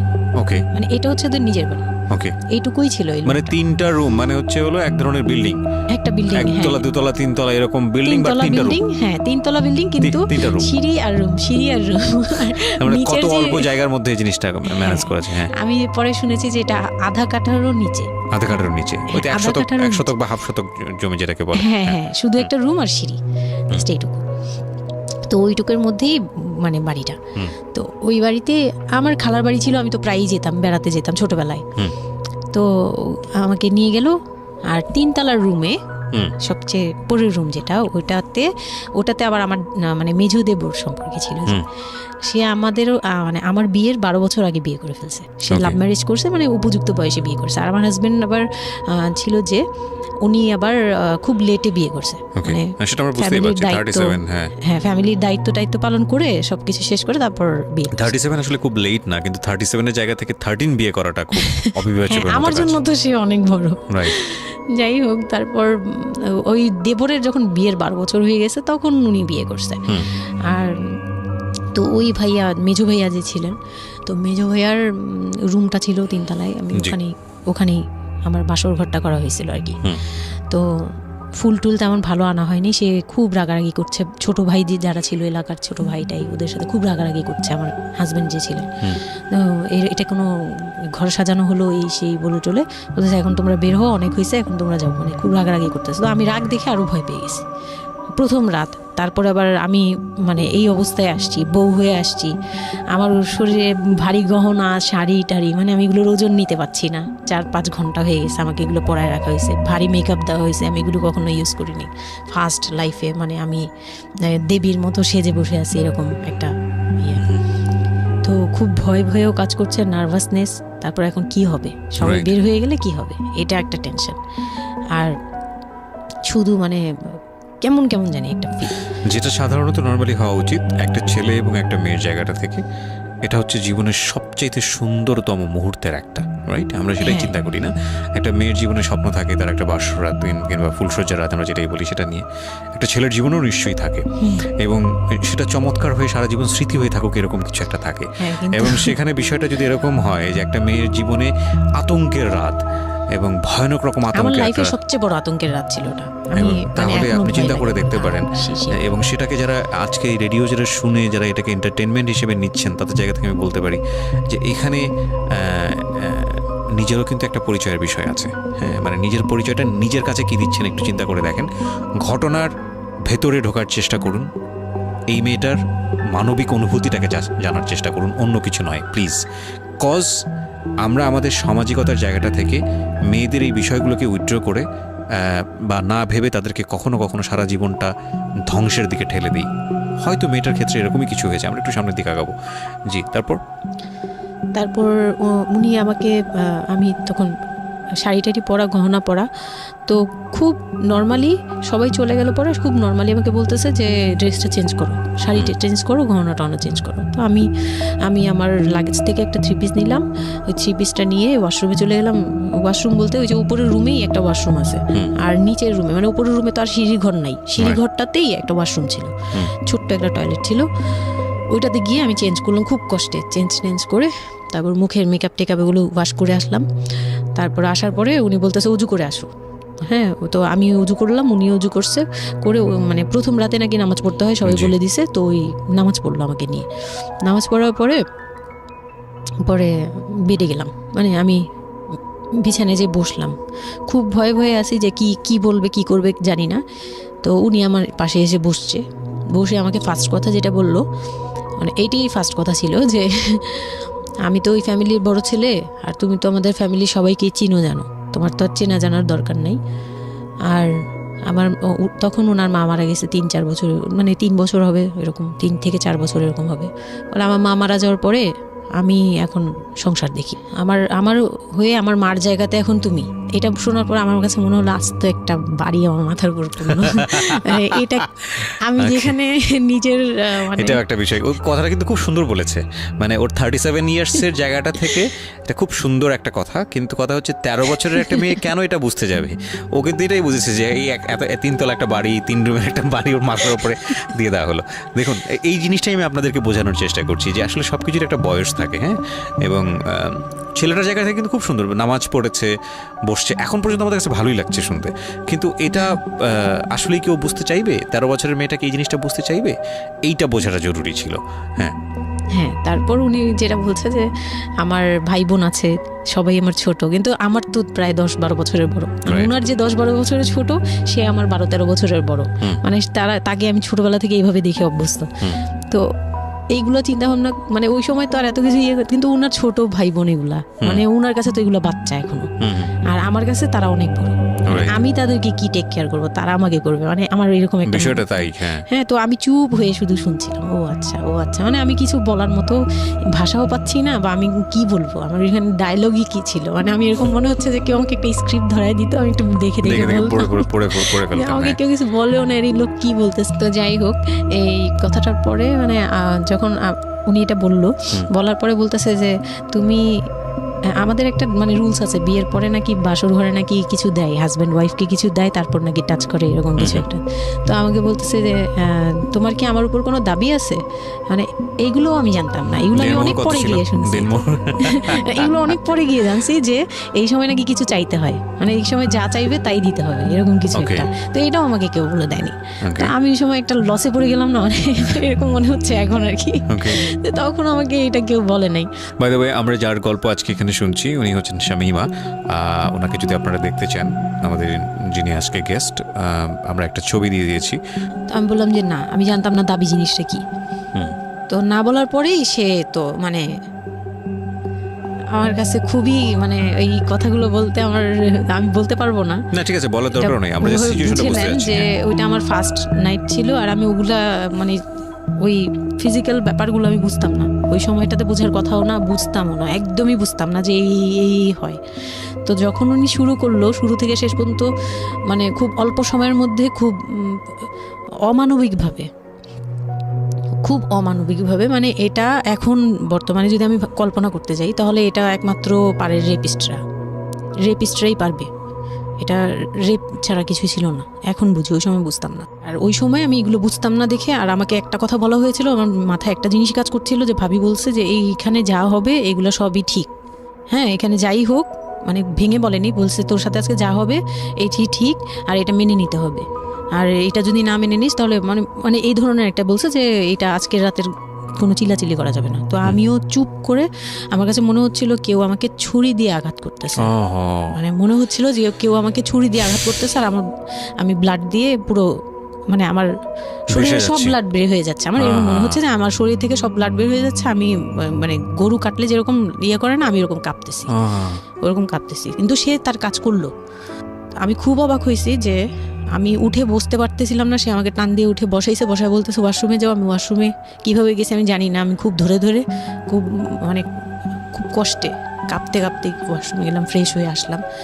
আসার পর আমি খুব কষ্টে যে আমি যখন বিছানায় মানে ঘুমাতে যাব তখন আবার মাই গুডনেস, এরকম করে সে সারা রাতে মানে রাত 3টা থেকে ভোর সকাল 8টা পর্যন্ত 4বার আমার সাথে এইরকম করলো। আমি আর সকালে উঠতে পারি না, মানে আমি উঠে বসতে পারি না। তারপর 2-3 দিন কি হয়েছে আমার মাথায় নেই, মানে আমি এখন আর এটা বলতে পারবো না, কারণ আমি পুরো সেন্সলেস ছিলাম। আর ওনারে দেখলেই আমি ভয় লাগতো। সে যতবার আসতেছে সামনে, 2-3 দিন আপনি সেন্সলেস অবস্থায় ছিলেন? আমি জানি, মানে আমি সেন্স ছিল, কিন্তু আমি এখন গল্পটা বলতে পারবো না যে এই 2-3 দিনে কি হয়েছে। আচ্ছা আচ্ছা। এই 2-3 দিন আমার বৌভাত হয়েছে, আমাকে পার্লারে নিয়ে যাওয়া হয়েছে, কিন্তু আমি নিস্তব্ধ। আর তখন আমার মানে শারীরিক কন্ডিশন খুব খারাপ, কিন্তু সবাই বুঝতেছিল, কিন্তু কেউ বুঝতে দিচ্ছিল না আমাকে। মানে এভরিবডি অ্যাভয়েড দিস, মানে সবাই জিনিসটাকে অ্যাভয়েড করছে, তারা পার্টিটাকে এনজয় এটা শুধু আপনার ফ্যামিলির সমস্যা না, এটা আমাদের পুরো সমাজেরই সমস্যা। এটা সমাজটাই অ্যাভয়েড করে। এবং আমার মনে আছে I face huge difficulty for the first time যখন আমি রেডিওতে এই ধরনের একটা, আমি নট আজকেই না প্রথম, আমি এটা আগে বিষয়গুলো খুব চ্যালেঞ্জ জায়গা থেকে আমি প্রচার করার চেষ্টা করেছিলাম। অ্যান্ড আই ফেস, এগুলো হয়তো আমার লিসনাররা কখনোই জানে না, আই ফেস হিউজ ডিফিকাল্টিস। যখন আমার প্রথম বইটা পাবলিশড হয় সেটা নিয়েও আমার একটা বড় ধরনের ডিফিকাল্টি ফেস করতে হয়েছে। একটা অদ্ভুত বিষয় হচ্ছে আমাদের সমাজে এই বিষয়গুলোকে আমরা অ্যাভয়েড করি, আমরা ঢেকে রাখতে চাই, আমরা মনে করি এটা একটা ট্যাবু, এটা সমাজে 8-10 জন মানুষের সামনে এটা নিয়ে আলোচনা করা যায় না। একটু চিন্তা করে দেখবেন আলোচনা করা যায় না এটা কোন অর্থে? যদি বিষয়টা নিয়ে সুড়সুড়ি দেওয়া হয়, যদি বিষয়টা নিয়ে এমনভাবে বলা হয় যে এটা এমনভাবে প্রেজেন্ট করা হচ্ছে যেটা একটা রগা বিষয়, এবং সেটা শুনে আরও কারোর মধ্যে এই ধরনের পাশবিক বা সে আসলে এন্টারটেনমেন্টের জায়গা থেকে নিয়ে এটাকে মজা হিসেবে নিল, বিষয়টা তখনই একটা প্রশ্ন আসে। কিন্তু যদি বিষয়টা লেসনের জায়গা থেকে আসে, একটা সামাজিক শিক্ষার জায়গা থেকে আসে, যে একটা পুরুষ সে 37 বছর বয়স, সেটা আমিও হতে পারি, আপনিও হতে পারি, বা যে ছেলেটা ওনার জীবনে এসছে সে তো হয়েছেই, যে তারা যেন কখনো এরকম অমানবিক না হয়। এবং নট অনলি দিস, একটা মেয়ে যখন 13 বছরে থাকে তাকে পরিবারের এত বড় সাপোর্টের জায়গা থেকে বাবা এত ভালোবাসতো, তার জায়গাটা থেকেও কোনো একটা সাময়িক সমস্যার সমাধান করবার জন্য বা যাই হোক না কেন শেষ পর্যন্ত যে রাজি হয়েছে, এরকম এক ধরনের এটা তো জবাই করা আমি বলবো, যে একটা মেয়েকে শুধু শারীরিকভাবে হয়তো সে যেই প্রবলেমটা ফেস করেছে ওই রাতে সেটা হয়তো সে ধীরে ধীরে রিকভার করবে, কিন্তু সারা জীবনের জন্যে সে যে মেন্টালি ওই জিনিসটাকে ভয়ানক রকমভাবে একটা বাজে জায়গায় বাজেভাবে চিন্তা করা শুরু করলো মানুষের জৈবিক চাহিদার জায়গাটাতে, এটা তো একটা মানুষের থিঙ্কিংটাকে জবাই করে দেয়া, তাই না? এবং এইটা কত ভয়ানক রকমের অপরাধ, কত ভয়ানক রকমের ভুল। এবং আমাদের এই জায়গাটাতে আমাদের অনেক বেশি পরিমাণে বড় যারা আছি, সিনিয়র যারা আছি, তাদের বোঝা উচিত। প্রথম কথা হচ্ছে লিগেলি যদি আমি বলি তাহলে বিয়েটা বৈধ ছিল না, কারণ সরকার কিন্তু আমরা যতদূর জানি যে 18 নিচে বিয়ে দেওয়াকে পারমিট করে না। দ্বিতীয় কথা হচ্ছে যে মানসিকভাবে সে পরিপক্ক ছিল না। তৃতীয় কথা হচ্ছে যে যদিও বা বিয়েটা হলো তাহলে তাকে যে একটি প্রপার এডুকেশন দেয়া, যে এই বিষয়টা হচ্ছে এরকম, প্রপারভাবে বড় করা, প্রপারভাবে নার্সার করা, সেটার মারাত্মক রকমের অভাব ছিল। ঘটনা এখানে শেষ হয়ে যায় নাই, ঘটনা কিন্তু এখানে শুরু হলো। কারণ বাংলাদেশের অনেক মেয়ের জীবনে এরকম দুর্ধর্ষ রাত আসে, এবং এই রাতগুলো সারাটা জীবনের জন্যে তাকে বেদনার স্মৃতি, তাকে সারাটা জীবনের জন্য একটা ভয়ঙ্কর রকমের মোমেন্টের মধ্য দিয়ে নিয়ে যায়। আমরা এগুলো নিয়ে কথা বলতে পছন্দ করি না, আমরা এগুলো নিয়ে কথা বলি না, আমরা এগুলোকে নিয়ে কথা বলাটা একটা সামাজিক জায়গা থেকে ট্যাবু মনে করি। এই ট্যাবুর ধাক্কায় কত কত মেয়ের জীবন, কত কত মানুষের জীবন, কত কত সংসার জীবন নরকে পরিণত হয়েছে, সে খবর অনেকেই আমরা রাখি না, রাখার প্রয়োজন মনে করি না। But this is a very important issue, that's why I am discussing on this. Okay, বলুন আপনি। তারপর যেটা হচ্ছিল যে মানে ওই রাতের পর থেকে মানে ওই লোকটাকে আমার শুধুই দায়িত্ব মনে হয়েছে। মানে আমার কাছে মনে হতো যে এটা আমার দায়িত্ব, যে ওনার বাসায় আমার থাকতে হবে, আর ওনার সাথে থাকলে আমার এরকম করতে হবে। You feel like this, right? আপনি এই ঘটনা ঘটার পরে কি আপনি কারোর সাথে ডিসকাস করার সুযোগ পাননি যে না, আমি শুধু ক্লোজ কেউ ছিল না যে আপনার সাথে এরকম একটা বাজে ঘটনা ঘটছে বা আপনি এটাকে রিকভার করতে পারছেন না মেন্টালি, বা আপনার সাথে যার বিয়ে হলো তাকেও বলতে পারছেন না যে আমার এইসব জিনিসগুলো? না, আমি উনাকে ভালোভাবে নিতেই পারছিলাম না। সোজা কথা, আমি উনার সাথে কোনো কিছু ডিসকাস করতাম না, বা অনেক পরে গিয়ে যখন ডিসকাস করেছি তখন উনি আমাকে উল্টাপাল্টা বুঝ দিয়েছে, মানে অনেক পরের সময়টাতে। হ্যাঁ, বাট ইট হ্যাপেন্স রেগুলারলি, না র্যান্ডমলি এই জিনিসগুলো হয়ে যাচ্ছিল আপনার সাথে? হ্যাঁ, প্রায় মাস থেকে 2-3 মাস এরকম হলো। তারপর মানে এটা আমি বলি যে প্রথম তো 4-5 দিন তো রেগুলার হলো, তারপর আমার ব্লিডিং অফ হচ্ছিল না, আমার কন্টিনিউ হচ্ছিল ব্লিডিং। তো এক সময় যে ওই ব্লিডিংয়ের মধ্যেও তিনি অনেক বাজে ইয়ে করেছে। তো ওর পরে আমি বাসায় যেতে চাইলে বাসায় যেতে দিত না, এভাবে ইয়ে করে ফেললো। আর ফ্যামিলিগত যে ব্যাপারটা ছিল, যে আমার ফ্যামিলিতে তখন আমার আব্বু তো তখন একদম মানে ফিনান্সিয়ালি খুব উইক ছিল। তো বিয়ের পরে কিছু ফর্মালিটি থাকে, পুরান ঢাকার কিছু রুলস আছে যে বিয়ের পরে মেয়েদের প্রতি সপ্তাহে সপ্তাহে দেখতে যাওয়া, এটা সেটা পাঠানো, প্রতি সিজনে সিজনে এটা করা, এগুলো ব্যাপারে কেউ কনসার্ন ছিল না। মানে তখন মানে আমার ফ্যামিলির কেউ এরকম অ্যাক্টিভ ছিল না, মানে ছিল কিন্তু কেউ কেয়ার করেন। তারপর হচ্ছে এরকম করে আমার সময়গুলো কাটতে লাগলো। তো সবচেয়ে বড় কথা হচ্ছে আমার যে হাজব্যান্ড ছিল রিপন, উনি আমার বাবার দোকানে কাজ করতো একটা সময়। ওইটা হচ্ছে প্রায় আরো মানে আমার জন্মের সময় বা আমার জন্মেরও আগে। হ্যাঁ, তখন নতুন নতুন আর কি কাজ শেখার জন্য আমার আব্বুর দোকানে ঢুকছে এরকম। তো আমার আব্বু তাকে ক্যাশ বুঝিয়ে দিয়েছিলেন নাকি, তখন নাকি ক্যাশ দিত। তো আমি একটু যখন 2-3 বছরের, তখন উনি দোকান থেকে বের হয়ে নিজে ব্যবসা দিয়েছে, ওখান থেকে তিনি ইমপ্রুভ করছে। তো ওখান থেকে শুরু। আর আমাকে যখন বিয়ে দিছে, মানে আমার যখন বিয়ে হয়েছে, তো ওই রিপন যিনি, ওনার উদ্দেশ্য ছিল যে আমি আমার নানু বাড়ির অংশ পাবো, মানে সম্পদ। আমার নানু বাড়ি খুব বিশাল, মানে বললামই তো যে খুব বিরাট একটা অংশ। আর ওনাদের যে অংশটা ছিল সেটা অনেক আগেই নেওয়া হয়ে গেছে। মানে ওনার দাদা বাড়ি যেটাতে ওনারা ছিল 3 রুম, ওই যে ছোট ছোট 3টা রুম উপরে, ওই বিল্ডিংটা তোলার পরে আমার মামা ওই অংশটা কেটে রাখছে, মানে আমার মামা রেখে দিয়েছে। আর আমাদের যে অংশটা ছিল তার লোকটা ছিল যে ওই বাড়িতে আমি একটা রুম হলেও পাবো। হ্যাঁ, তো আমার আম্মু তো আর ওটা নেয়নি। তো আমার হাজব্যান্ডের ইয়েটা ছিল, টার্গেটটা ছিল যে ওই বাসায় একটা রুম হলেও পাবে। আর পুরান ঢাকায় একটা রুম মানেই অনেক কিছু, মানে ওখানে তো প্রায় 1 কোটি টাকা দাম কাঠা। তো একটা রুম মানে 1 কাঠা না হোক, আধা কাঠা হোক, 50 লাখ টাকা হোক, আমার আসবে, এরকম একটা টার্গেট ছিল তার।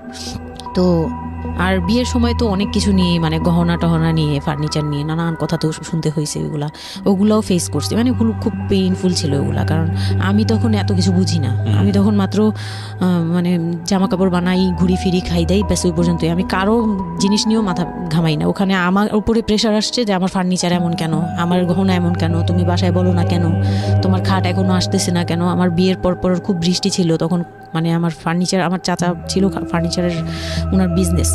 তো আমার চাচার ফ্যাক্টরি থেকেই সবগুলো ফার্নিচার আসবে। তো ওনারা বলতেছে যে জাস্ট একটা কারণেই লেট হচ্ছে, রোদ পাচ্ছি না, রোদ পেলে তারপর কাঠগুলো শুকাবে, তারপরে হ্যাঁ, মানে জয়েন্ট দিলেই এখন এটা ফেটে যাবে, এখন জয়েন্ট দিলে প্রবলেম হবে। এই জিনিসটা ওরা বুঝতেছে না। ওরা বলতেছে কেন দেরি করছে, নাকি ফাঁকিই দিচ্ছে, নানান ধরনের কথা তৈরি করতেছে। আর এই দিক দিয়ে আমি পেইন খাচ্ছি, ওই দিকে এক পেইন, মানে রাতে গিয়ে এক পেইন, দিনের বেলা এই পেইন। মানে আমি পুরো মানসিকভাবে, মানে বলে না যে আমি হয়তো বা প্যারালাইজডের মতো হয়ে গেছিলাম, আমার মানসিক ভাবটা। জাস্ট শুনি আর শুনি, কিছু বলতে পারছি না এরকম। আর বাসায় গিয়ে কোনো কিছু বলি না, কারণ আব্বু অসুস্থ। আব্বু মেন্টালি অনেক প্রবলেম। আব্বু যখনই জিজ্ঞেস করে আম্মু তুমি ভালো আছো তো, আমি খালি হাসি দিয়ে বলছি হ্যাঁ। যতবার জিজ্ঞেস করে তুমি খুশি আছো তো, আমি হ্যাঁ। আমি এই একটা কথাই বলছি, হ্যাঁ ভালো আছি। আসলে আমি ভালো ছিলাম না, কিন্তু বুঝতে দেইনি। ওই লোকটার ছোট বোনগুলো আমার সাথে অনেক রাফ বিহেভ করছে।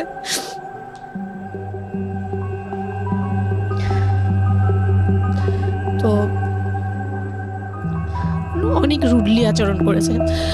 আর ওনার যে ছোট ভাইটা ছিল, মানে আমার যে মেজো ভাই যেটা আর কি, ওনার আগে যেটা বিয়ে করেছে, তো ওনার ওয়াইফ ছিল আমার অনেক বছরের বড়, কারণ তাদের বিয়ে হয়েছিল 12 বছর আগে। আমার বিয়ের 12 বছর আগে তার বিয়ে হয়েছিল। আমি যখন বাড়িতে বেড়াতে আসতাম তখন মানে ভাবি রাতে খাওয়া দাওয়া এরকম, আমি ভাবি বলেই ডাকতাম, কিন্তু সম্পর্কে আমি বড় যা। কিন্তু উনার প্রায় উনাকে আমাকে একসাথে কোথাও দেখলে কেউ বলতো যে তোমার মেয়েটা, মানে এইভাবেই বলতো। তো ওই দিক থেকে ওনার একটু, এটা জেলাসি বলবো না, এটা হয় আসলে, এটা নর্মাল একটা ব্যাপার। কারণ একটা উনি অনেক এইজ হয়ে গেছিলো, উনি নিজের জায়গা থেকে নিজেকে একটু দুর্বল মনে করতো।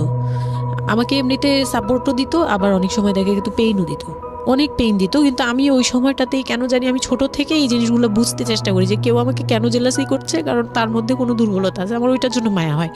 আমার কখনো এইটা মনে হয় না যে সে কেন জেলাসি করবে, আমি তার সাথে এখন কোচাকুচি করবো, মানে এই টাইপের মেন্টালিটি আসে না আমার। কেন জানি মনে হয় এই জায়গাটা যদি শুধরানো যেত, তাকে যদি একটু বোঝানো যেত আমি তাকে খুব ভালোবাসি বা আমি তাকে কিছু হেল্প করতে চাই, এরকম মনে হতো। তো ওই দিক থেকে আমি কিচ্ছু বলতাম না, কিন্তু সে আমাকে খুব পেইন দিত, কথাবার্তা এটা সেটা। উনি অনেক সিনিয়র পার্সন ছিল, তো কোনো গেস্ট আসলে আমাকে কিভাবে ছোট করবে, কিভাবে আমাকে অপমান করা যায়, কিভাবে কি দিয়ে, এগুলো নিয়ে সবসময় ইয়ে করতো। ওই দিকগুলো খুব পেইনফুল ছিল। তো ওগুলো যখন শেষ করলাম, মানে আমার যাকে বলতাম মাঝে মাঝে দুই একটা কথা, এগুলো নিয়ে সে আবার মানে মানে এখানে সেখানে বলে আরও ব্যাপারটাকে বড় বানাতো। তো আমি তখন বুঝতাম না, এখন বুঝি।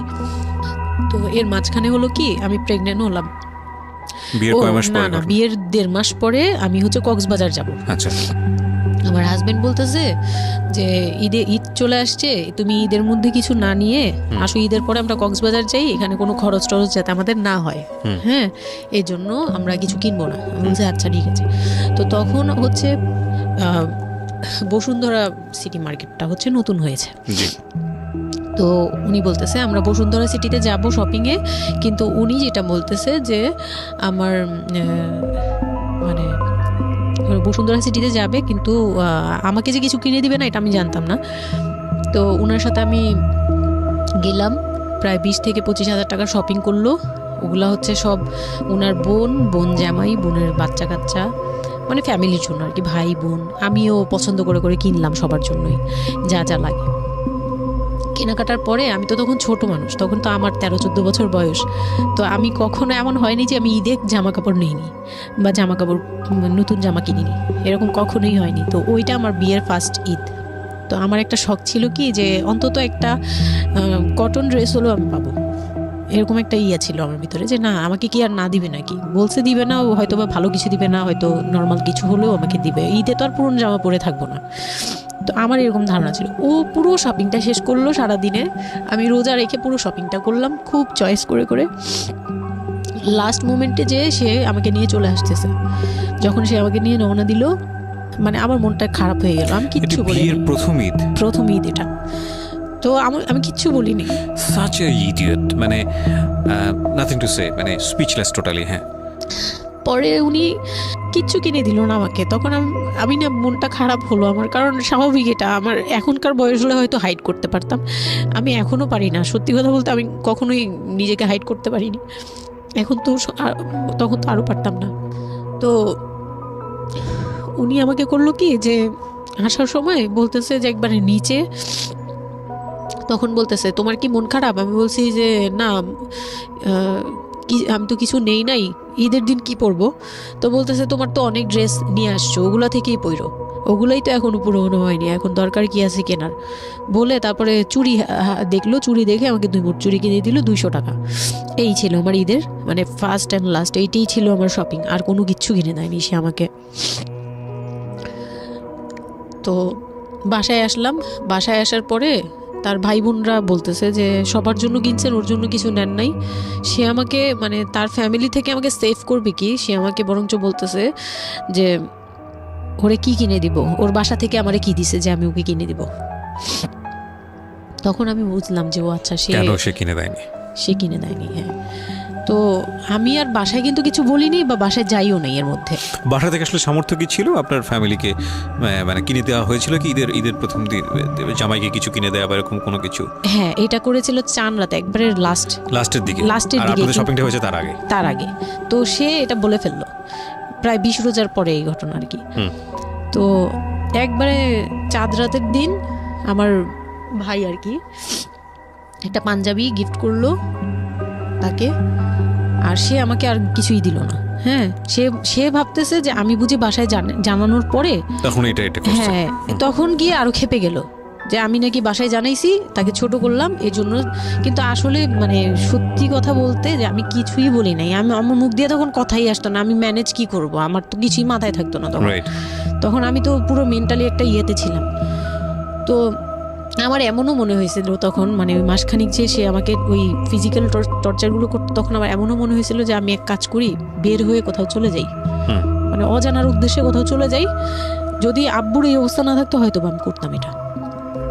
সত্যি কথা বলতে একমাত্র আব্বুর কথাটা যখন মনে আসছে, চোখে ভাসছে যে আমার আব্বু তো মরে যাবে, তখন গিয়ে আর এটা করতে পারিনি, নয়তো ঠিকই আমি বের হয়ে যেতাম। তো ঈদ আসলো, ঈদের পরের দিন কক্সবাজারের উদ্দেশ্যে রওনা দিল। আর তার একটা অভ্যাস ছিল যে মানে সে কিছু দিলে বা করলে বা আমার জন্য যদি সে 2 টাকাও খরচ করতো, এটা খুব হাইলাইট করতো, সবার সামনে তুলে ধরার জন্য চেষ্টা করতো। কক্সবাজার যাবে, সে খুব মানে ঢোল পিটাচ্ছে যে আমাকে নিয়ে কক্সবাজার যাচ্ছে, কিন্তু শপিং করে দেয়নি, এটা আবার হাইড করতেছে। আচ্ছা, যাই হোক, ওই সব বলতে গেলে শপিংয়ের টাকা সেভ করে আমাকে কক্সবাজার নিয়ে যাচ্ছে। তো গেলাম কক্সবাজারে, সেখানে গিয়ে আরেক ধাক্কা খেলাম।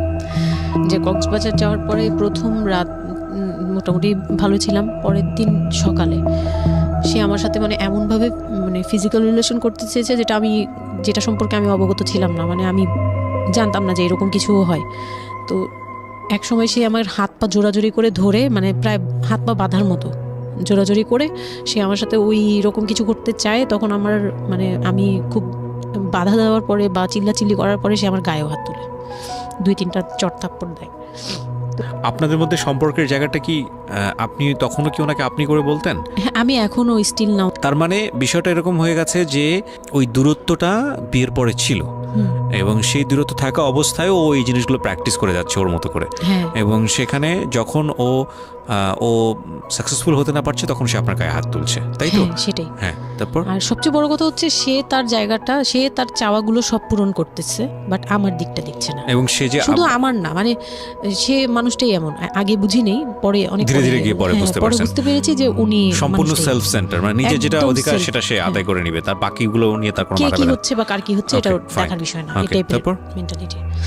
তো এইগুলো করার পরে আমার মানে খুব পেইন হলো, আমার খুব কষ্ট হলো যে আমি কবে আবার ঢাকায় যাব, একটা পেইন। ওটা কি জীবনে প্রথম কক্সবাজার যাওয়া? হ্যাঁ, ওইটা আমার লাইফে ফার্স্ট। চিন্তা করে দেখুন, এক ধরনের হানিমুনি বলা চলে ওদের জন্য। হানিমুনি করা হয়েছিল, কিন্তু ওটা আমার জন্য হানিমুন ছিল না, অন্য কিছুই ছিল। আচ্ছা, খুব পেইনফুল ছিল। ওকে, যাই হোক, আমি খুব ভয়ে ছিলাম যে এখানে আমাকে মেরে ফেললেও কেউ জানবে না, এরকম একটা ফিল ছিল আমার ভিতরে। একটা জিনিস চিন্তা করতে পারেন, প্রত্যেকটা মোমেন্ট একটা মানুষ, একটা মেয়ের সাথে, একটা ছেলের সঙ্গে বসবাস করছে একটা মেয়ে, এবং তাদের স্পেশাল মোমেন্টসগুলো তার জন্য ভীতির কারণ। সে হয়তোবা তখন এরকম মানে চিন্তা করছে যে এই স্পেশাল মোমেন্টটা যেন না আসে, ওর সঙ্গে স্পেশাল টাইমটা যেন আমি না হয়, রাত যেন না হয়। বিষয়গুলো তো এরকমই ছিল, কারণ ওর জন্য কিন্তু এগুলো অনেক ভয়ানক রকমের টর্চার। হ্যাঁ, তারপর আর আমার সাথে যারা ছিল, মানে ফ্যামিলি তো 2টা গিয়েছি আমরা, মানে আমার হাজব্যান্ড আমাকে নিয়ে গেছে, আর হচ্ছে আমার চাচাতো বোনের রিসেন্ট বিয়ে হয়েছিল, চাচাতো বোনের হাজব্যান্ড আর চাচাতো বোন, ওরা 2জন গিয়েছে। কিন্তু ওরা ওদের মতো ছিল, আমরা আমাদের মতো ছিলাম, এরকম আর কি। তো ওইভাবে আর আমাদের সাথে ইয়ে করা হয়নি যে একদম সব বিষয়ে ডিটেলস বলা। আর আমার চাচাতো বোন আমার অনেক বড় ছিল, যার কারণে আমি আপুকে বলতাম না, লজ্জা পেতাম। তো ওই দিক থেকে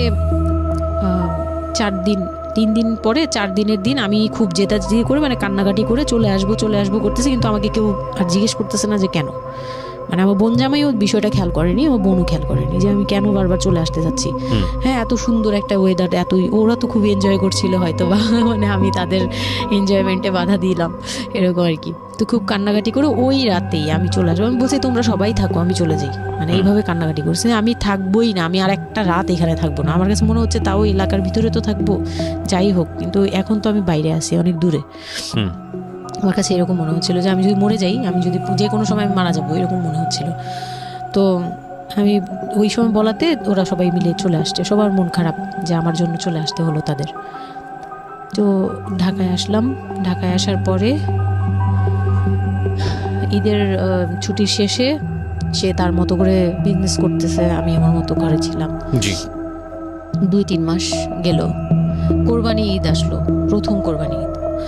কোরবানি ঈদের সময় যেটা হলো সেটা হচ্ছে আমার মামার বাসা থেকে মাংস মানে কোরবানিদের যে মাংসটা পাঠায়, পুরান ঢাকার একটা ইয়ে আছে যে নতুন বিয়ে হলে বাবার বাড়ি থেকে রান পাঠানো হয়, একবারে পুরো একটা রান ধরে পাঠিয়ে দেয়, বাবার বাড়ি থেকে মেয়েদের পাঠায়, মানে কোটাকুটি নেই, রানী পাঠিয়ে দিতে হবে একদম আস্ত আস্ত পাঠায়। এটা পুরান ঢাকার রেওয়াজি, একবারে যে কয়টা মেয়ে থাকবে ওই কয়টা রান বাসায় যাবে, মানে ওই রানগুলো কেউ কাটতে পারবে না, একদম আস্ত পা ধরে দিয়ে দিবে একবারে।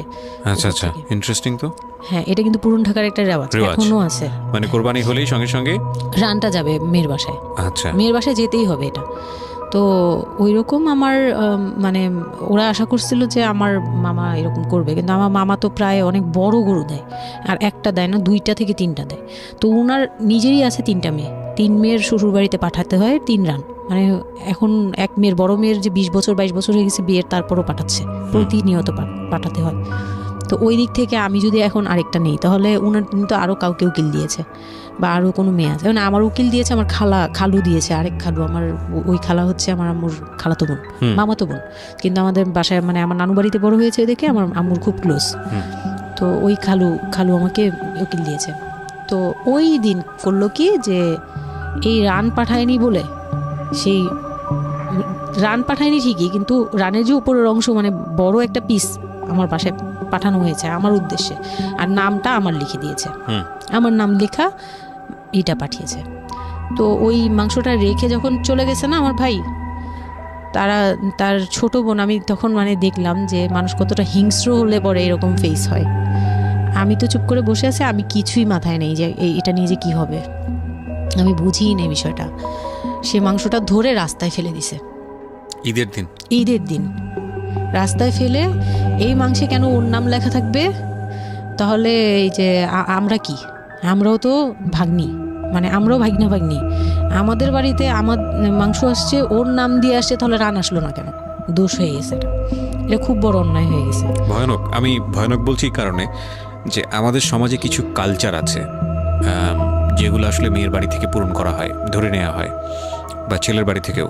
সেটা পাঠ্য বইয়ে তো থাকে না এগুলা, মানে কালচারে আছে, এগুলো শুনতে ভালো লাগে, কিন্তু প্র্যাকটিসের জায়গা থেকে যদি এটা অত্যাবশ্যকীয় নিয়ম হয়ে যায়, কখনো কখনো যেটা কতটা ভয়ানক পেইনফুল হয়।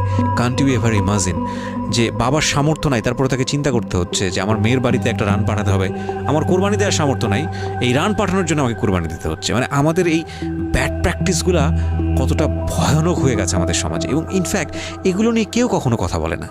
এগুলো নিয়ে কথা বলা উচিত। একটা মানুষ, একটা সোসাইটি চেঞ্জ হবে কিভাবে, একটা মানে পুরো কমিউনিটি চেঞ্জ হবে কিভাবে, একটা রাষ্ট্র চেঞ্জ হবে কিভাবে, এই ছোট ছোট আমরা তো সব জায়গাতেই পয়জনাস। এই ছোট ছোট বিষয়গুলো যদি চেঞ্জ না হয়, আমরা যে এত ডিগ্রি নিচ্ছি, প্রতি বছর পিএইচডি, বুড়ি পিএইচডি বের হচ্ছে, ডক্টরেট, হ্যাঁ, আমাদের বিশ্ববিদ্যালয়ে ভরে যাচ্ছে, আমাদের ছেলেমেয়েরা গোল্ডেন A+, আমাদের পাশের হার বাড়ছে, কিন্তু এই সব যে মানে খোড়া কালচার, ল্যাংড়া টাইপের কালচার, এগুলোর যে পরিবর্তন হচ্ছে না, বা এগুলো নিয়ে যে কেউ কখনো কথা বলে না, এগুলো নিয়ে না পত্রপত্রিকায় কথা হয়, না কোনো মিডিয়াতে কথা হয়, অথচ এগুলো আমাদের জীবনটাকে পঙ্গু করে দিচ্ছে, এবং এগুলো নিয়ে কেউ কখনো কথা বলে না। আমরা যৌতুক নিয়ে কথা বলি, এবং যৌতুক একটা ঘাতক ব্যাধি, আমরা যৌতুক মোকাবেলা করতে পেরেছি, কিন্তু এই কালচারের মধ্যে যে যৌতুক ঢুকে বসে আছে, সেটা নিয়ে আমরা কেউ কখনো কথা বলি না, এবং এগুলো নিয়ে কথা বলা উচিত। নইলে আমরা আসলে কিওর হব কিভাবে? আমরা যে বলি যে আমাদেরকে শুদ্ধ হতে হবে, আমরা মানুষ হিসেবে ভালো হতে হবে, বাট হাউ? আমাদের তো রন্ধ্রে প্রবলেম। সো প্রবলেমটাকে প্রবলেম বলা উচিত, অ্যাটলিস্ট কাউকে না কাউকে তো স্পিক আউট করতে হবে, এবং স্পিক আউট করলে তাহলে এই প্রবলেমগুলো সামনে আসবে, এবং সামনে আসলে এগুলো নিয়ে কিওর নিয়েও মানুষ কথাবার্তা বলবে। আমি তো জীবনে কোনোদিন শুনিও নাই, আমি জানি না পুরান ঢাকার এই কালচার যে মেয়ের বাড়িতে রান পাঠাতে হয়, এটা এখনো আছে, এবং এটা নিয়ে মোটামুটি মারামারি বাঁধার মতো অবস্থা। হ্যাঁ, এটা নিয়ে মানে এটা কোনোভাবেই মিস করা যাবে না, এরকম অবস্থা। তো আমার বাসায় কিন্তু রান আসছে, আমার বাসায় পরে রান আসছে। ওকে, ওইটা ছিল ঈদের দিন। হ্যাঁ, ঈদের দিন তারা আমাকে খুব ব্যাডলি কথা শুনেছে, আমাকে সামনে বসিয়ে রেখে, মানে 4-5 ভাই বোন একসাথে বসে যেরকম মিটিং, মনে হয় আমি অনেক বড় একটা পাপ করে ফেলছি। তার ভাইয়ের কাছে বিয়ে হয়ে আমার পাপ হয়েছে যে আমি নাকি তার ভাইকে কিভাবে ভুলিয়ে ভালিয়ে, আমি তখন ভুলাবো কি, আমার তো ভালানোর প্রশ্নই আসে না। আমি তখন মনে মনে মানে হাসিও পাচ্ছে, আমি অবাক হচ্ছি যে এগুলো কি বলতেছে, আমি নাকি তাদের ভাইকে হাত করেছি, এই টাইপের কি কথা বলতে, মানে আমি এখন বলতে পারবো না বুঝিয়ে। তো এগুলো বলছে, তো আমার কাছে খুব মনে হচ্ছে যে আমি খুব কান্না করছিলাম। তো কান্না টান্না করার পরে আমার যে হাজবেন্ড ছিল সে কেমন একটা লোক যে সে এটাও বললো না যে মাংসটা তুলে নিয়ে আসি, এটা তো একটা মানে বলতে গেলে কোরবানি দেওয়া হয়। বাই দ্য ওয়ে, আপনার শ্বশুর বেঁচে ছিল না? না, আমার শ্বশুর শাশুড়ি দুজনই মারা গিয়েছে। তো তার মানে ওই পরিবারের মূল হর্তাকর্তা হচ্ছে আপনার হাজবেন্ডই? হ্যাঁ। আচ্ছা। তো তখন সে ওই মাংসটা নিয়ে আসলো না, ভাই বোন ফেলে দিছে, সেও তাদের সাথে তাল মিলাচ্ছে, কিন্তু আবার আমাকে সরাসরি কিছু বলছে না। কুকুর কামড় দেওয়ার কথা, কারণ পুরান ঢাকায় তো কুকুরের অভাব নেই রাস্তাঘাটে, আমি যেটা দেখি। না, ওইগুলির ভিতরে নাই, ছিল না, ওইগুলিতে ছিল না, থাকলে হয়তো। আর এগুলো করলে তো আপনাদের যে কালচারটা, সেটা হচ্ছে পুরান ঢাকায় একটা জিনিস খুব ভালো লাগে, একটা ফ্যামিলির খবর আরেকটা ফ্যামিলি জানে, যে এই ফ্যামিলি পরিবারে কি হচ্ছে, এই পরিবারে কি হচ্ছে। আশপাশে তো খুব মানে ওরা তো খুব লাগানো বাড়ি ঘর, তো সবাই শুনে, এক দেয়াল দুই বাড়ি। তার মানে এগুলো নিয়ে কত কানাঘুষা তো হচ্ছিল নিশ্চয়ই। পুরো এলাকা, আমি যে কি পরিমাণ মানে লজ্জা মানে অনুতাপ আমাকে মানে এমন বানিয়ে ফেলছে যে আমি ওই বাড়িতে শুধু ক্লাস 9-এ পড়ো একটা মেয়ে, যেখানে তার মানে রঙিন স্বপ্ন নিয়ে ডানা মেলে বাঁচার কথা, এবং ঢাকাতে বড় হয় একটা মেয়ে। ক্যান্ট ইউ এভার ইমাজিন সেই মেয়েটার ঈদের সময় আমরা সাধারণত দেখি যে সকালে একটা ড্রেস পরবে, দুপুরে একটা পরবে, রাতে একটা পরবে, বান্ধবীদের সঙ্গে ঘুরে বেড়াবে, এবং মানে পাংখা যেটাকে বলে ওইরকম একটা এইজ। সেই সময়টাতে তার মাংস নিয়ে টানাটানি শুরু হয়েছে, এবং তার বাড়িতে মাংস আসলো কিনা সেটা নিয়ে টানাটানি শুরু হয়েছে, এবং সে মহল্লায় বেরোতে পারছে না নিজের মুখ, এবং এভরি নাইট তার উপর ফিজিক্যাল টর্চার। এবং ক্যান ইউ এভার ইমাজিন যে আমাদের সমাজে মেয়েরা, নারীরা কতটা সহ্য করে? কেউ কেউ সুবিধাভোগী অফকোর্স, কিন্তু ম্যাক্সিমাম ফেসটাই হয়তো বা এরকম। এবং এই জন্য নারী নির্যাতন বলে যে শব্দটা না, আসলে এটার যে ব্যাপ্তি, মানে এটার যে কতটা ভায়োলেটিভ হতে পারে, এটার ভেতরে না ঢুকলে আসলে বোঝা যায় না। তারপর কি হলো? তারপর ওই দিন গেল, ওই মাংসটা আমার ওই যে মেঝো দেবর, যে উনি আবার একটু অন্যরকম ছিল, উনি পড়ালেখা করেনি, উনি খুব রাফলি কথা বলতো, উনি জুতার ব্যবসা করতো। তো এমনিতে মেন্টালিটির দিক থেকে বলতে গেলে অনেকে থাকে না যে পড়ালেখা না করেও শিক্ষিত, অনেকে এরকম থাকে, কিন্তু মানে সে পুরোপুরি মানে শুদ্ধ ভাষায় কথা বলতে পারে না, যে একটা লোক খুব ঢাকাইয়া ভাষায় পুরোপুরি গালাগালি, বলতে গেলে প্রত্যেকটা কথার আগে পিছনে একটা করে গালি থাকে এরকম। কিন্তু তারপরেও না, তার মেন্টালিটি আমার ভালো লাগতো। ইভেন নাও আমি এখনো চিন্তা করি যে আমার ওই ভাইয়া অনেক ভালো, হ্যাঁ, ওই দিক থেকে। তো উনি এসে এরকম দেখে বাসায় মাংসটা নিয়ে এসে রেখে তারপর খুব গালাগালি করে খুব বাজেভাবে ভাই বোনদের বললো যে তোরা আসলে মানুষই না, তোরা মানুষ হইলে এই ধরনের এই সিচুয়েশনটা ক্রিয়েট করতি না। মানে উনি ওনার মতো করে বলছে গালাগালি করে, যে এইরকম মানুষ করে, তোরা কি ছোট লোক, জীবনে কি কখনো এগুলি দেখোস নাই, বা এগুলো কি কখনো খাস নাই, বা এখনো কি পাস না, এরকম করার কি আছে, ওর বাসা থেকে আসলে খাবি, এরকম মানে এইভাবে খুব বাজে বাজে 2-4টা কথা বলছে। তারপর তারা গিয়ে ঠান্ডা হয়েছে, আর আমার বলতেছে তুমি এখানে বসে বসে ওদের দৃশ্য দেখতেছো কেন, তুমি উপরে যাও। তখন তার বউর আবার একটু জেলাস হলো যে আমার প্রতি তার কেন এতটা মানে ওই দিক থেকে আবার মানে ওইটা ওইভাবে দেখলো না যে ভাই হিসেবে বোনকে সেভ করলো, এরকম না। আমি কিন্তু এইভাবে নিয়েছি যে মনে হচ্ছিল যে আমার বড় ভাই, এটা ওদের ভাই না, আমারই বড় ভাই, আমাকে সেভ করলো। আমার কাছে এত ভালো লাগছে, আমি কিছু হলেই বলতাম ভাইয়ারে, যে বলতাম ভাইয়া দেখেন না আমার সাথে এটা বলতেছে, সাথে সাথে নেমে এই কে ওরে গালাগালি করছে, উনি তো গালাগালি শুরু করে দেয়, আর উনারে সবাই ভয় পেত। মানে আমার হাজবেন্ড ভাই বোনের সাথে তাল মিলাতো, আর উনি ছিল একটু ডিফারেন্ট। তো কিছু হলেই উনি বাসায় আসার অপেক্ষায় থাকতেন, উনি আসলে উনারে বলবো। একদম সিঁড়ি দিয়ে ওঠার সময় নামার সময় ভাইয়া আজকে আমার না এটা বলছে, এই সাথে সাথে ভালো হলি, মানে উনি মোটামুটি আমাকে সেফ রাখতো। আর ছোট যে দেবরটা ছিল ও হচ্ছে একদম কোনো কথাই বলে না, চুপচাপ, ইয়েস নো কিছুই বলে না, চুপচাপ। সে আবার ছিল স্কুল টিচার, ওই পুরো ফ্যামিলিতে ওই এডুকেটেড ছিল, মাস্টার্স কমপ্লিট করা আর কি। ও একটা খুব ভালো সাইড বেছে নিয়েছে যে কথা বলে এখানে লাভ হবে না। না, হ্যাঁ, সে একদম চুপ নিরপেক্ষ। কারণ তাদের সাথে বলতে গেলে ভাই বোনের সাথে দ্বন্দ্ব হবে, আমার সাপোর্টে যেতে গেলে একটা বাজে কিছু ক্রিয়েট হবে, আবার আমাকে বকা দিতে গেলে এটা অন্যায় হবে, সে ওটা বুঝতো। মানে আমি যা সবকিছু মিলে যেটা দেখলাম যে এটার জন্যই সে চুপচাপ থাকতো। তো মানে উকিল মা যে ছিলেন আমার খালা, উনি কোরবানি দিয়ে পরের দিন রান পাঠাইছে। পরে এই রান পাঠানোর পরে আমার ওই যে মেজ দেবর যে ছিলেন, তিনি তো আরেকটা দিল, মানে আরেক ধোলাই দিল সবাইকে, যে ছোট লোক এখন বল যে ও বাসায় ফোন করে বলছে বা বাসায় গেছে, ও তো কালকে থেকে বাসায় যায়নি, ওর হাত তো ফোনও নাই, ফোন নিলে তোদের কাছ থেকে তো নিতে হবে, তখন আমার হাতে ফোন নেই, তো ও তো বাসায়ও যায়নি, এখন বল যে এটা ও বলছে তারপর ও পাঠাইছে, তোরা এত ছোট লোক কেন, মানে ভাই বোনরাই বলতেছে। তো ওরা তো আর কিছু এটা পাঠানো তো এটা উচিতই, এটা ওদের উচিত, এই সেই এটা তেমন কিছু না। মানে সে তারা তারপরও ছোট হচ্ছে না, তারা মনে করতেছে এটাই করা উচিত ছিল, এটা না করলে আরেকটা কথা শুনাইতাম, এরকম বলতেছে উল্টা। তো এগুলো করার পরে আমিও আর এগুলা মাথা থেকে ফেলে দিলাম, ভাইয়াও বলে টলে চলে গেল। আর আমার হাজবেন্ড যে ছিল সেও খুব খুশি, সে মানে আমার বাসা থেকে পাঠাইছে এই সেই। তো বিয়ের 4 মাস পরে মেইন পার্ট যেটা, যে আমি কনসেপ্ট করি তখন আমি বুঝতে পারি না কনসেপ্ট এই 13-14 বছর বয়সে। হ্যাঁ, তখন আমি স্কুল যাতায়াত করতাম, রেগুলার না। আচ্ছা, মাঝে মাঝে রেগুলার মানে মাঝে মাঝে বলতে আমি চাচ্ছিলাম কি পড়াটা রানিং থাকুক, এক্সামগুলো দিব আর বাসায় থাকবো।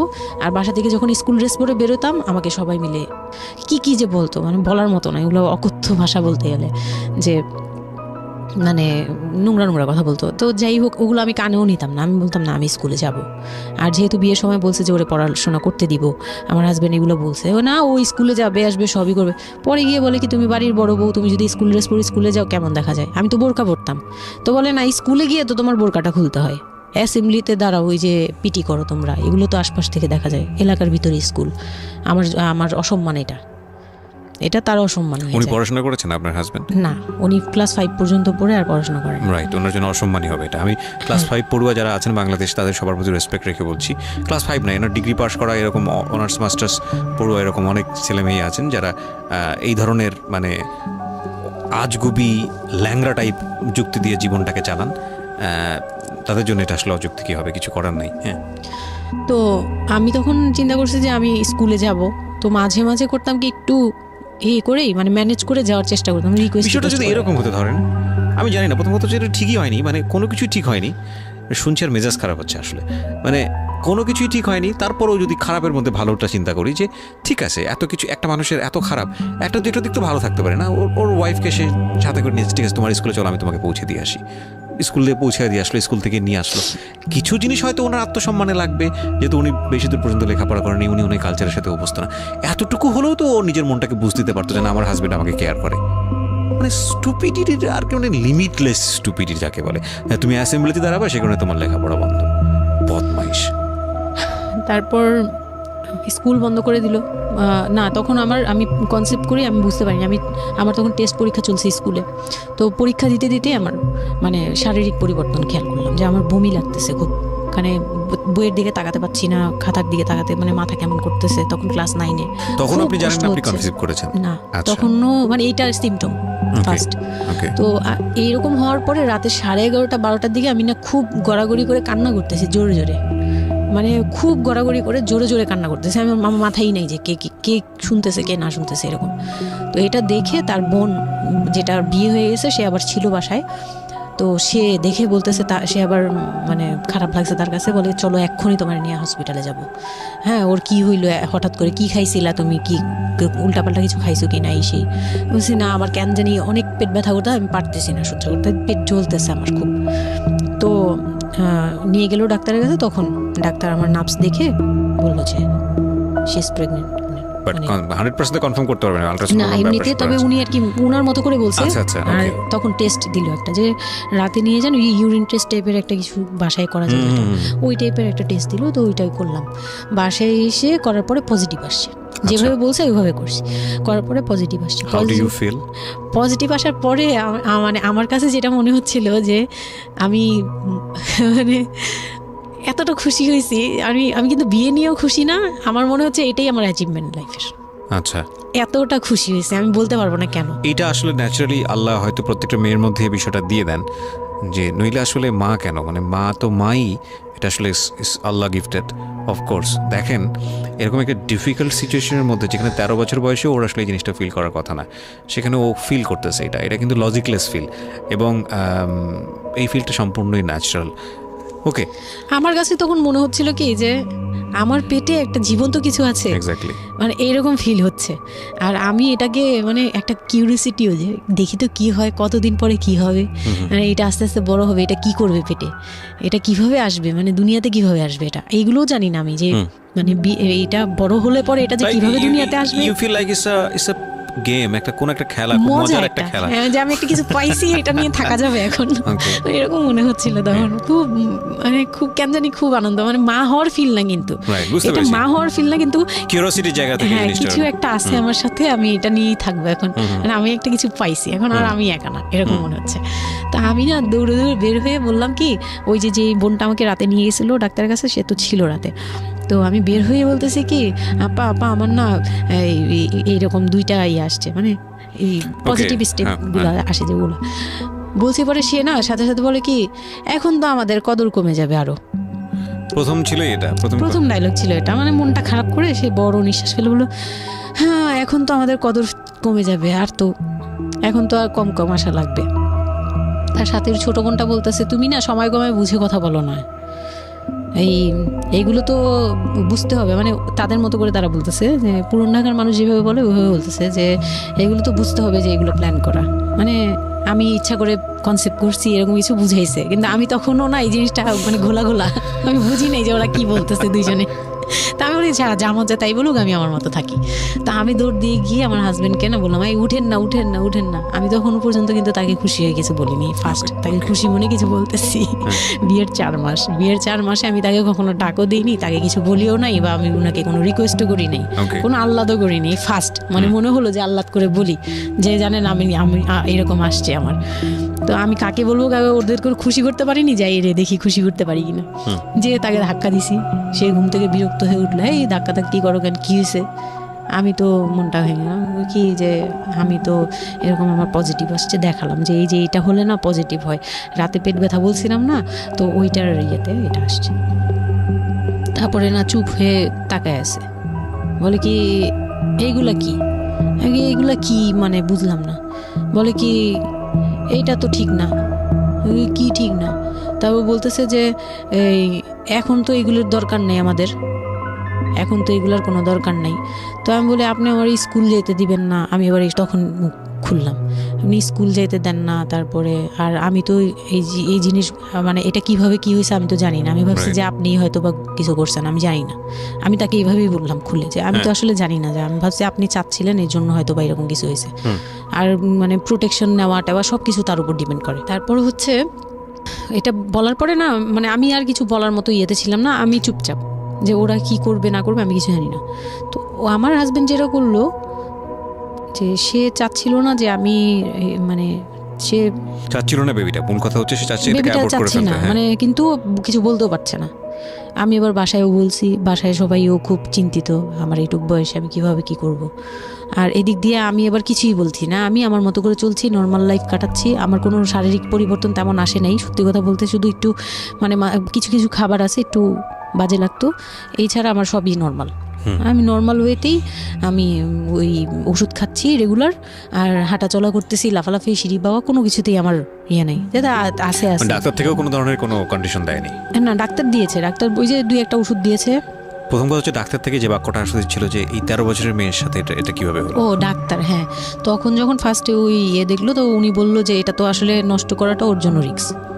এক্স্যাক্টলি, মানে সব দিক থেকে তো রিস্ক। ডাক্তার যেটা বললো, যে জাফর ইকবাল আমার বাসার পাশেই ছিল উনি, তো উনি আমাকে যেটা বললো যে এই মেয়ের মানে রাখাটাও যেমন রিস্ক, ফেলে দেওয়াটা। আর যেহেতু মানে আল্লাহকে তো সবাই বিশ্বাস করি, তো বলতেছে যে যেহেতু আল্লাহ চাচ্ছে, যেহেতু এসেই পড়ছে, এটাকে নিয়ে আমরা মাতাবুরি না করি, যেহেতু রাখাও রিস্ক, ফেলে দেওয়াও রিস্ক, তো রাখুক না। এটা এইভাবে আল্লাহকে নিয়ে বলা যাবে না, এমন বলছে, ভুল বলেছে না, উনি বলছেন থাক ঠিক আছে, যদি ভাগ্যে থেকে থাকে তাহলে হবে। আর এই বয়সে হয়, কিন্তু এত অল্প বয়সে নেওয়াটা ঠিক না, উনিও এটা বলছে। তো ওইভাবে ইয়ে করার পরে তো আমি তো রাখছি ঠিকই, কিন্তু আমি তো মানে ওই সময়টা তো ভালোই গেছে। বাচ্চাটা হওয়ার পরে তো আমি বুঝতে পারছি যে আসলে এই জিনিসটা যে আমার পুরো কত বড় একটা ইয়ে ছিল। এখন দেখো আপনার হাজবেন্ড হ্যাপি না, সে চিন্তিত বিষয়টা নিয়ে। তারপরে কি হলো? তারপরে থেকে আমার মধ্যে একটা বিরাট গ্যাপ তৈরি হলো। সে আমার সাথে মানে টোটালি মিশে না। ওকে। ওই সময় থেকে যখন শুনলো, রাতে 3টা-4টা বাজেও আসে বাসায়, তার মধ্যে একদম পুরো চেঞ্জিং চলে আসলো হঠাৎ করেই। কি কারণে জানি না, মানে আমি নিজেও জানি না আমার কি ভুল ছিল বা কি, আমি নিজেও বুঝছিলাম না তখন। ওই সময় একদিন আসলো রাতে 3:30 না 3টার দিকে, হ্যাঁ 3টার পরে আর কি আসছে।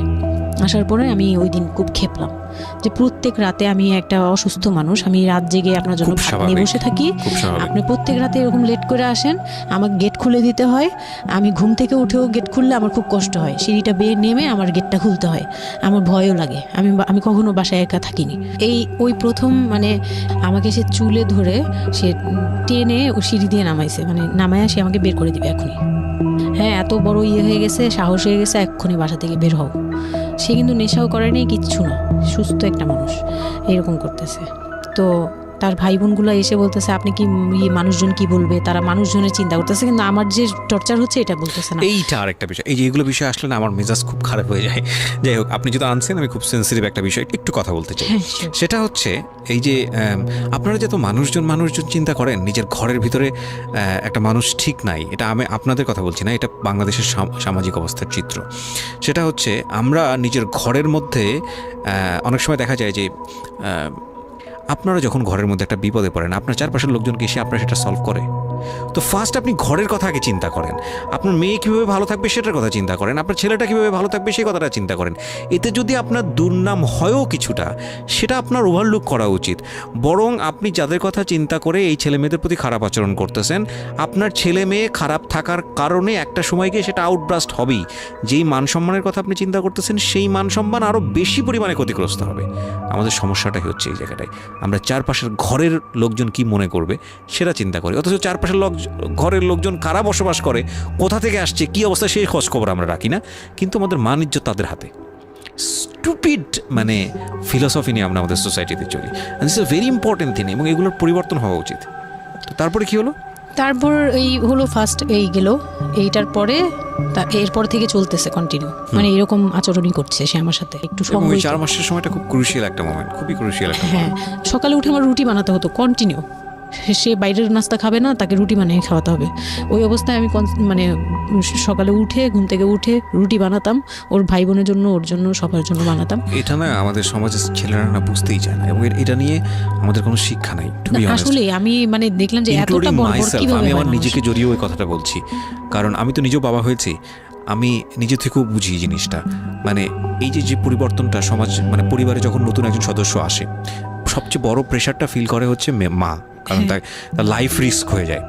কিন্তু এখানে বাবার যে দায়িত্বটা, খুব মজার বিষয় হচ্ছে, আমি আমার নিজের এক্সপিরিয়েন্সের জায়গা থেকেই বলতেছি, যে বাবার দায়িত্বের জায়গাটা বোঝা শুরু হয় সন্তান দুনিয়াতে আসার পর থেকে, এবং তাও ইমিডিয়েটলি আসে না।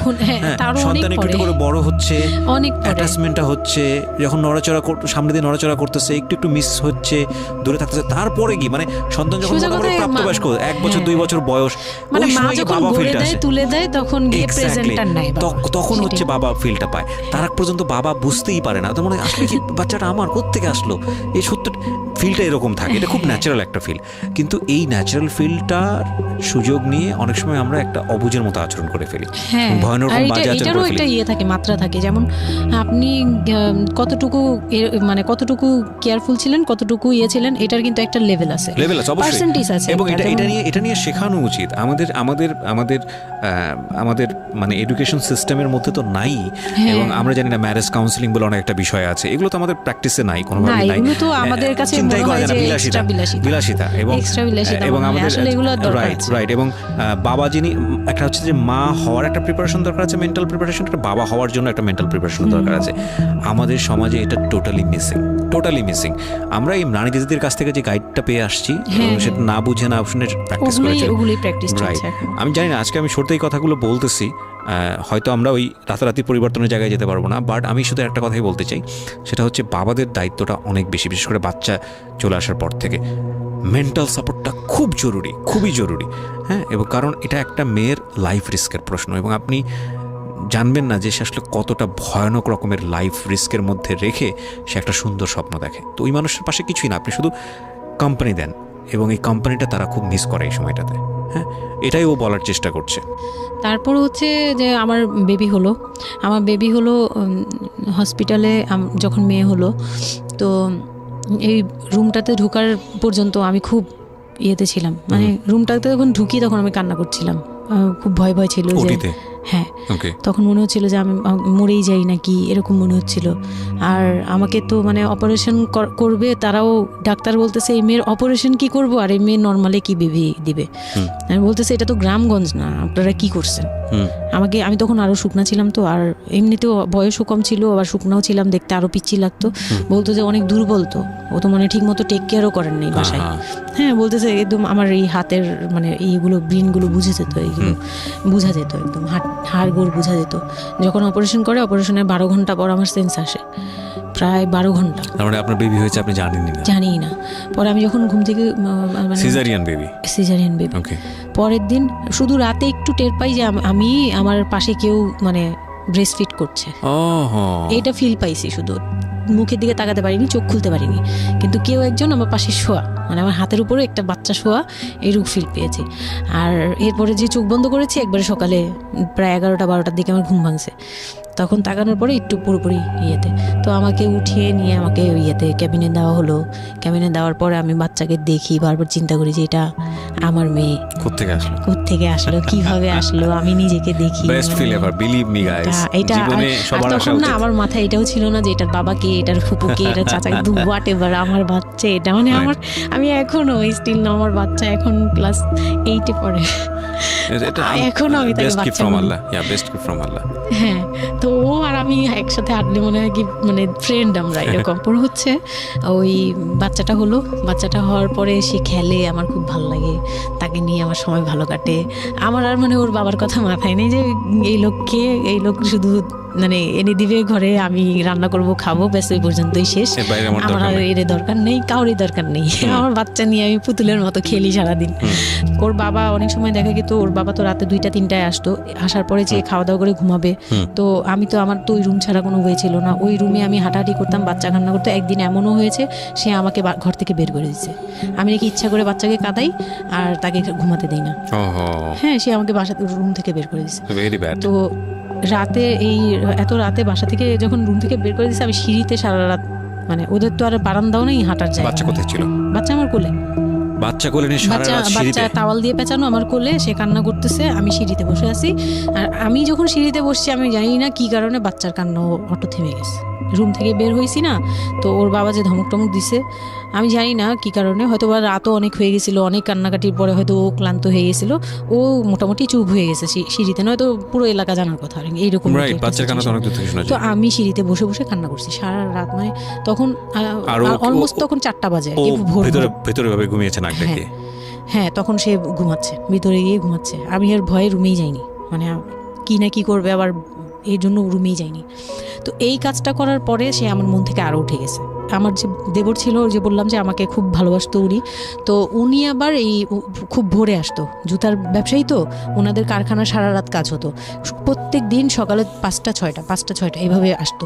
তো ঘন্টাখানিক পরে উনি যখন চলে আসছে, তখন আমাকে সিঁড়ি দিয়ে ওঠার সময় মানে গেট নক করছে, ওনার ওয়াইফ নামছে উপর থেকে, নেমে বলতেছে তুমি এখানে কেন? আমি বললাম যে এরকম আপনার ভাই ঘুমাতে পারে না, আমাকে বের করে দিচ্ছে। তো সেও খুব নর্মালভাবে নিল ব্যাপারটা, কিন্তু তার ভাই যখন গেট খুলে দেখলো যে আমি জেগে আছি আর ওটা নিয়ে সিঁড়িতে বসছি, তখন সে গালাগালি করতেছে, শালা। ওনার আবার বিয়ের 12 বছর হয়ে গেছে, কিন্তু বাচ্চা কাচ্চা হয়নি। উনি আবার এই দিক থেকে খুব ছিল যে তার খুব ইচ্ছা ছিল একটা বাচ্চার বাবা হবে। এই তো আমার কোল থেকে বাচ্চাকে নিয়ে বলতেছে, তোমরা আসলে কেউ যোগ্য না, তুমি মা হওয়ার যোগ্য না, ও তো বাপ হওয়ার যোগ্য ছিলই না কোনোদিন, কিন্তু তারপরেও তোমাদের ঘরে দিছে। মানে সে গালাগালি করতেছে, না আমি এতদিন ধরে ট্রাই করতেছি, আমি পাচ্ছি না, আর ওরে দিয়ে দিছে, ওর মতো একটা অপদার্থরে দিয়ে দিছে, মানে এরকম করে বলতেছে। তারপরে হচ্ছে এই উপরে গেলাম, উপরে যাওয়ার পরে আমি ওই রুমে গেলাম, ওনারও বলতেছে আচ্ছা তুমি যাও, আমরা ওকে রাখি। ও ঘন্টাখানিক রাখলো, পরে ঘুমানোর পরে আমাকে আবার ডেকে দিয়ে দিচ্ছে বাচ্চাকে, যে ও ঘুমালে আমি দিয়ে আসবো, তুমি রুমে ওরে নিয়ে যেও না, ও আবার কান্নাকাটি করলে বড় ভাই রাগারাগি করতে পারে। তো ওইভাবে আমি আবার রুমে গিয়ে ঘুমালাম, পরে ওনারা দিয়ে গেছে। এই গেল একটা রাত। তারপর আমার বাচ্চাটা যখন 3-4 বছর হয়, মানে এইভাবে বাচ্চা কোলে আদর করতো, বাচ্চা নিত না, বাচ্চা কোলে নিতে পারতো না। ও ছোট থেকে এত বুঝতো, মানে তার বাবা কি পছন্দ করতো, কি পছন্দ করতো না, ওগুলো করতো না, মানে খুব কেয়ারফুলি, আর এত শান্ত যে তাকে যে এখানে বসে থাকতে বললে সে 2 ঘন্টাও ওইখানেই খেলতে থাকবে, কিন্তু ওখান থেকে নড়বে চড়বে না। তো আমি চিন্তা করে দেখলাম কি আমি ইম্যাচিউর মাদার তো হয়তো বা সৃষ্টিকর্তার জন্যই আমাকে এরকম একটা ভেবে দিয়েছে যে ওই তোমাকে বুঝুক। ইভেন নাও মানে এখন যে ও এত বড় হয়ে গেছে তারপরেও আমাকে অনেক কিছু বুঝায়, মানে সে আমার চেয়ে ভালো বুঝে, আমি বুঝি এটা। তো যাই হোক, ও যখন 3 বছর হলো, 3 বছর 3.5 বছর, তখনই আমি তাকে স্কুলে দিব। মানে এডিট পার্ট আর 15 মিনিট আছে। আচ্ছা, সো সুইচ করেন, হ্যাঁ, মূল বিষয়গুলো আনেন। তো ওখানে হচ্ছে 3 বছরের কালে আমি ওকে স্কুলে দিলাম। স্কুলে দেওয়ার পরে আমি ওখান থেকে ওরে স্কুলে দিয়ে আমি নিজে ভর্তি হলাম ইয়েতে, ওপেন ইউনিভার্সিটি, মানে বুঝতে পেরেছি, উন্মুক্ত বিশ্ববিদ্যালয়। হ্যাঁ, ক্লাস 9-এ ভর্তি হলাম। তো ও পড়াশোনা করে, আমিও করি। বাসায় বা আশপাশের সবাই আমাকে নানান ধরনের কথা বলে যে মা মেয়ে একসাথে স্কুল ব্যাগ নিয়ে যায়, কেমন দেখা যায়। আমি বলছি যা মন চায় তাই দেখা যাক। আমার তখন আমি একটু ডেসপারেট, এটাই বলছিলাম যে এই ধরনের মেয়েরা সাধারণত জীবনের একটা পর্যায়ে গিয়ে মারাত্মক রকমের ডেসপারেট হয়ে যায়। এটা শুধু মেয়েরা বলবো না, মানুষ বলবো আমি। তো আমি নিজে ইংলিশ মিডিয়ামে পড়ছি, তো মানে খুব বেশি বয়সগুলো পার হয়, ভালো লাগে না। তো বাংলা মিডিয়ামে দিলাম। শিশু শ্রেণী থেকে 1-এ উঠে গেল 4 বছর বয়সে। এইভাবে করে সে উঠতেছে, মানে সে খুব ভালো রেজাল্ট করে। আমারও খুব মজা লাগতে লাগলো। আমি তাকে পড়াই, নিজে পড়ি।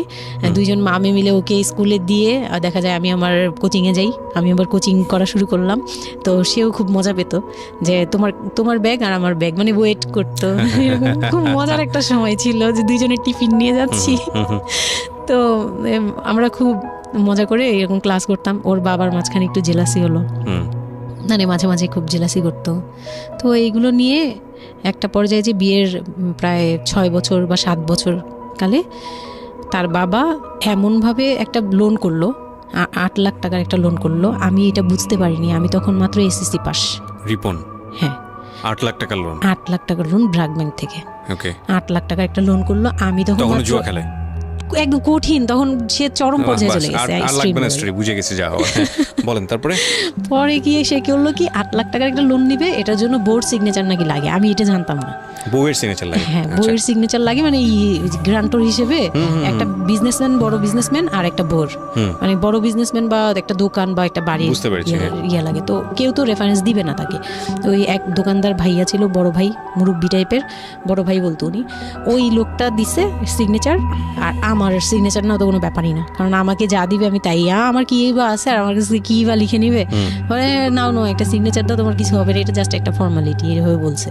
আমি সিগনেচার করে দিছি। সেদিন তো আমাকে সে কি জানি খাওয়ালো, মানে আমাকে খুব ভুলায় ভালায় সিগনেচার নিয়েছে। তারপরে থেকে শুরু হয়েছে আমার মানে লাইফের সব, মানে আমি কত বড় ভুলটা করছি। তারপর থেকে সে নাই একবারে নাই। মানে সে বাসা ভাড়া নিয়েছিলাম এর মাঝখানে, এটা বলতে ভুলে গেছি যে আমার দেবর ননদের বিয়ে হওয়ার পরে ওই বাড়িটাতে, মানে ননদের বিয়ের জন্য ওই বাড়িতে হচ্ছিল না। পরে আমরা বাসা শিফট করে, মানে ওই বাসা ভাড়া দিয়ে অন্য একটা বাসায় ভাড়া গেছি, ফ্ল্যাট নিয়ে ভাড়া যাওয়ার পরে ওই ননদের বিয়ে হওয়ার পরে তারপরে আবার যার যার মতো আলাদা আলাদা রুম নিয়ে থাকা, মানে বাসা নিয়ে থাকা। তো আমাকে যে ফ্ল্যাটটা নিয়ে দিয়েছিল 1 রুমের ছোট্ট একটা ফ্ল্যাট, হ্যাঁ, ওই ফ্ল্যাটে ছিলাম। তো ওইখানে আমার এই যে সিগনেচারটা করায়, মানে ভাই বোন থেকে আলাদা হওয়ার পরে সে তার ভাই বোনকেও ভয় পেত এইসব ব্যাপারে। আচ্ছা। তো আমাকে তারা হাইড করছে যে সে জুয়া খেলে, যে এটা আমাকে বলেনি। তো আমি একদিন টের পাইছি কিভাবে, যে ঈদের দিন, মানে লাস্ট ঈদ, ওনার সাথে আমার লাস্ট, মানে লোনটা নেওয়ার আগ পর্যন্ত আপনি জানতেন না যে সে জুয়া খেলে? না, তখনও বুঝি নাই। তার আগে কিন্তু আমি এটা ধরছিও, কিন্তু ধরেও বুঝতে পারিনি। 8 লাখ টাকার যে ঘটনাটা, এটা থেকেই শুরু। মানে সে হচ্ছে এই 8 লাখ টাকার লোন নিয়ে চলে গেছে। 2 মাস 3 মাস একদম, মানে টোটালি নাম্বার বন্ধ, সব বন্ধ। তারপরে ওই পরের মাস থেকে তো লোনের যে একটা ইয়ে থাকে, ইন্টারেস্ট সহ, যে ওইগুলোর জন্য তারা বাসায় পর্যন্ত চলে আসছে। এসে আমাকে অপমান করতেছে যে আপনি সহজ জানেন, আপনি না জানলে এটা সম্ভবই না, আপনি জানেন, নয়তো আপনি সিগনেচার দিলেন কিভাবে, সিগনেচার কি না জেনে দিয়েছেন? তখন আমি কান্নাকাটি করে বলছি যে আমি আসলে এই বিষয়টা বুঝি নাই। তো ওনাদেরকে বলার পরে ওনারা বুঝছে যে আসলে ঘটনাটা এরকমই। তো প্রায় 6-7 মাস যাওয়ার পরে দেখি উনি আর আসেই না। তারপর আমি বাসা চেঞ্জ করে আমার বোনের সাথে বাসা নিলাম, রুম নিলাম। একটা রুম নিয়ে মেয়েকে নিয়ে খুব কষ্ট করে থাকি। আমি একটা জব নিলাম ভালো একটা কোম্পানিতে। তখন আমি এসএসসি পাস। তো এসএসসি পাশের সার্টিফিকেট নিয়ে একমাত্র মার্কেটিং সেলসে জব হয়, এছাড়া কিন্তু আর কোথাও ভালো জব হয় না। আমি খোঁজ খবর নিয়ে দেখলাম যে না, মার্কেটিং এ সেলসে যেহেতু জব আছে, তো ইউনিলিভারের খুব ভালো একটা পজিশনে জব নিলাম সেলসে। জব নিলাম পরে মোটামুটি 10-12 হাজার টাকার মতো স্যালারি ছিল, ওটা দিয়েই চলতাম। মেয়েকে নিয়ে বাড়ি ভাড়া দিতাম 4-4.5 হাজার জামাই টাকা। কোথায় ওই সময় আপনি জানেন না? না, আমি তখনও তারপর হুট করে একদিন আসছে, এসে তারপর দেখি ঘরে বসে থাকে, সারাক্ষণ ঘরে বসে থাকে, ব্যাংকের লোক আসবে শুনলেই বের হয়ে যায়। আচ্ছা। আর বের হয়ে আবার 2-3 দিন থাকে না, আবার আসে, মানে একটা কেমন খেলা, লুকোচুরি জীবন। হ্যাঁ, লুকোচুরি জীবন, বিজনেস শেষ, বিজনেস টিজনেস কিচ্ছু না। উনি থাকে, আমি রান্না করলে উনি খেয়ে চলে যায়। আর উনি যে খায়, মানে তখন জিজ্ঞেসও করে না যে মেয়ে খাইছে বা তুমি খাইছো কিনা, কিচ্ছু না। একটা উচ্ছন্ন জীবন এবং টেনশনলেস, কেমন জানি মানে একটা মানে পশু টাইপের হয়ে গেছিল, মানে বলতে গেলে গরু ছাগল যেরকম থাকে ওরকম। সে আসে যায়, ব্যাস এই পর্যন্তই। তো সে একটা টিভি কিনছিল আমার বিয়ের পরের থেকে, সে কোনো কিছু কিনে নেই, একটা টিভি কিনছিল। লাস্ট মানে যে ছোট লোকি পানাটা করছে সে, যেদিন আমার সাথে, আমি তো তার সাথে ঝগড়াও যেতাম না, তর্কেও যেতাম না, কোনো ধরনের ইয়েতেই যেতাম না। মানে ওই লোকটা এরপরে যে লাস্ট কাজটা করলো, যেটার উপর থেকে মানে পুরোপুরি মন থেকে উঠে গেল, যে একটা টিভি ছাড়া তার ঘরে কোনো কিছু কেনা ছিল না, সব আমার করা। মানে আমার গহনা গাটি বলেন, যাই বলেন ছিল, যাই ছিল টুকিটাকি সব আমার নিজের করা। শুধু ওই টিভিটা সে কিনছিল নিজের টাকায়। সে যাওয়ার সময় মানে একদিন চিল্লাচিল্লি করলাম, মানে আমি আর সহ্য করতে পারছিলাম না, যে প্রত্যেক রাতে আসি, আমি ডাল ভাত যাই রান্না করি, অনেক সময় দেখা যায় ডালও নাই, চাল আছে শুধু, একটা ডিম নিয়ে আসছি, ভাজছি, ভেজে নিয়ে সামনে বসছি, সে খেয়ে উঠে গেল, মানে আমি আর আমার মেয়ে না খাওয়া। বাচ্চাটার জন্য সে মানে এরকম টাইপের, মানে নেশাখোররাও এর চেয়ে ভালো। আমার মনে হয় যে একটা এডিক্ট হলেও সেও চিন্তা করবে যে আমার বাচ্চাটা খাইছে, তো কিন্তু তার মধ্যে এই ফিলটা নাই। তো আমার একদম বিরক্ত হয়ে গেলাম এক পর্যায়ে। তারপর আমি বললাম যে আপনি আর কত এরকম করবেন, আপনি এরকম কেন শুরু করছেন, আপনি কি চান আসলে, আমাদের কাছে কি চান? তারপর সে বলতেছে যে আমার বোন আসছে, আমার বোনকে বলতেছে যে আমি নষ্ট হয়ে গেছি, আমি কি করে টাকা আনি, হ্যান ত্যান। বুঝতে পেরেছি, মানে শেষ সম্বল আর কি, যা বলার আর কি। হ্যাঁ, পরে আমি তো আর আমার বোনও খেপছে, আমার বোন জামাইও খুব রাগা, হ্যাঁ আপনারা আসলে ওরে ইয়া করতেছেন, লাই দিচ্ছেন, এই সেই উল্টাপাল্টা কথা বলে টলে সে চলে গেল। চলে যাওয়ার সময় সে টিভিটা হাতে করে নিয়ে এসে বিক্রি করে দিবে। হ্যাঁ, আমি আমার জিনিস নিয়ে গেলাম, আমি যা যা নিয়েছি সেগুলো নিয়ে এসেছি। তো আমি সবচেয়ে মানে খারাপ লাগছে জিনিসটা, যে এতটা ছোট লোকের সাথে আমি ছিলাম এতটা বছর। তখন আমার মনে হয়েছে যে এরকম একটা ছোট মনের মানুষের সাথে আমি এত বছর ছিলাম, এটা বলতে লজ্জা হয়। এই যে গেছে সেই লোকটা আর আসে নাই। তো আমার মামা যেটা বললো যে তোমাদের আসলে এইভাবে ঝুলে থাকলে, তখন তো 2 বছরের মতো প্রায় আমরা সেপারেটেড, মানে আলাদা থাকি। সে চলে গেছে 2 বছরের মতো হয়ে গেছে। তো বলতেছে 2 বছর পর এসে এই যে আজকে বললো এই কথা, আবার যে 1 বছর পর এসে আরেকটা ঝামেলা করবে না, এমন কোনো কথা নাই। আর আমার মামা তখন আমাকে বলতেছিল তোমাকে আমরা একটা বিয়ে দিব, তোমার এখনো ওই বয়স আছে, এই সেই। আমি তো তখন একবারেই না আমি বিয়েটি আর করতেই পারবো না, আমার মেয়ে আমি বড় করবো, এটাই আমার টার্গেট। তো তারা বলতেছে আচ্ছা ঠিক আছে, বিয়ে করো বা না করো, তোমার এইটার একটা সাইড করা দরকার। তুমি নিজ থেকে ওর কাছ থেকে এমনিতেও কিছু পাবা না, উনিতেও কিছু পাবা না, তুমি নিজ থেকে একটা ডিসিশনে চলে ওর কাছ থেকে ডিটাচ হও আগে, যাতে ওর তোমার উপর কোনো দায়িত্ব না থাকে, অধিকার না থাকে। তখন গিয়ে মানে যেই গার্জিয়ানরা বিয়ে দিয়েছিল তারাই একসাথে বসে আমাকে ডিভোর্সের করে দেয়। হ্যাঁ, ওকে। তো ডিভোর্স করার পর you feel bad for this, like আপনি ডিভোর্স দিয়ে দিচ্ছেন, ও মানুষটার প্রতি কোনো মায়া বা দয়া? না, বিন্দু মাত্র না। আমার কেন জানি এটা ফিল হয়নি, আমি নিজেও জানি না। সবাই বলে ডিভোর্সের সময়টা নাকি খুব, কিন্তু আমার কাছে মনে হচ্ছিল যে না, এটা একটা ভালো সমাধান।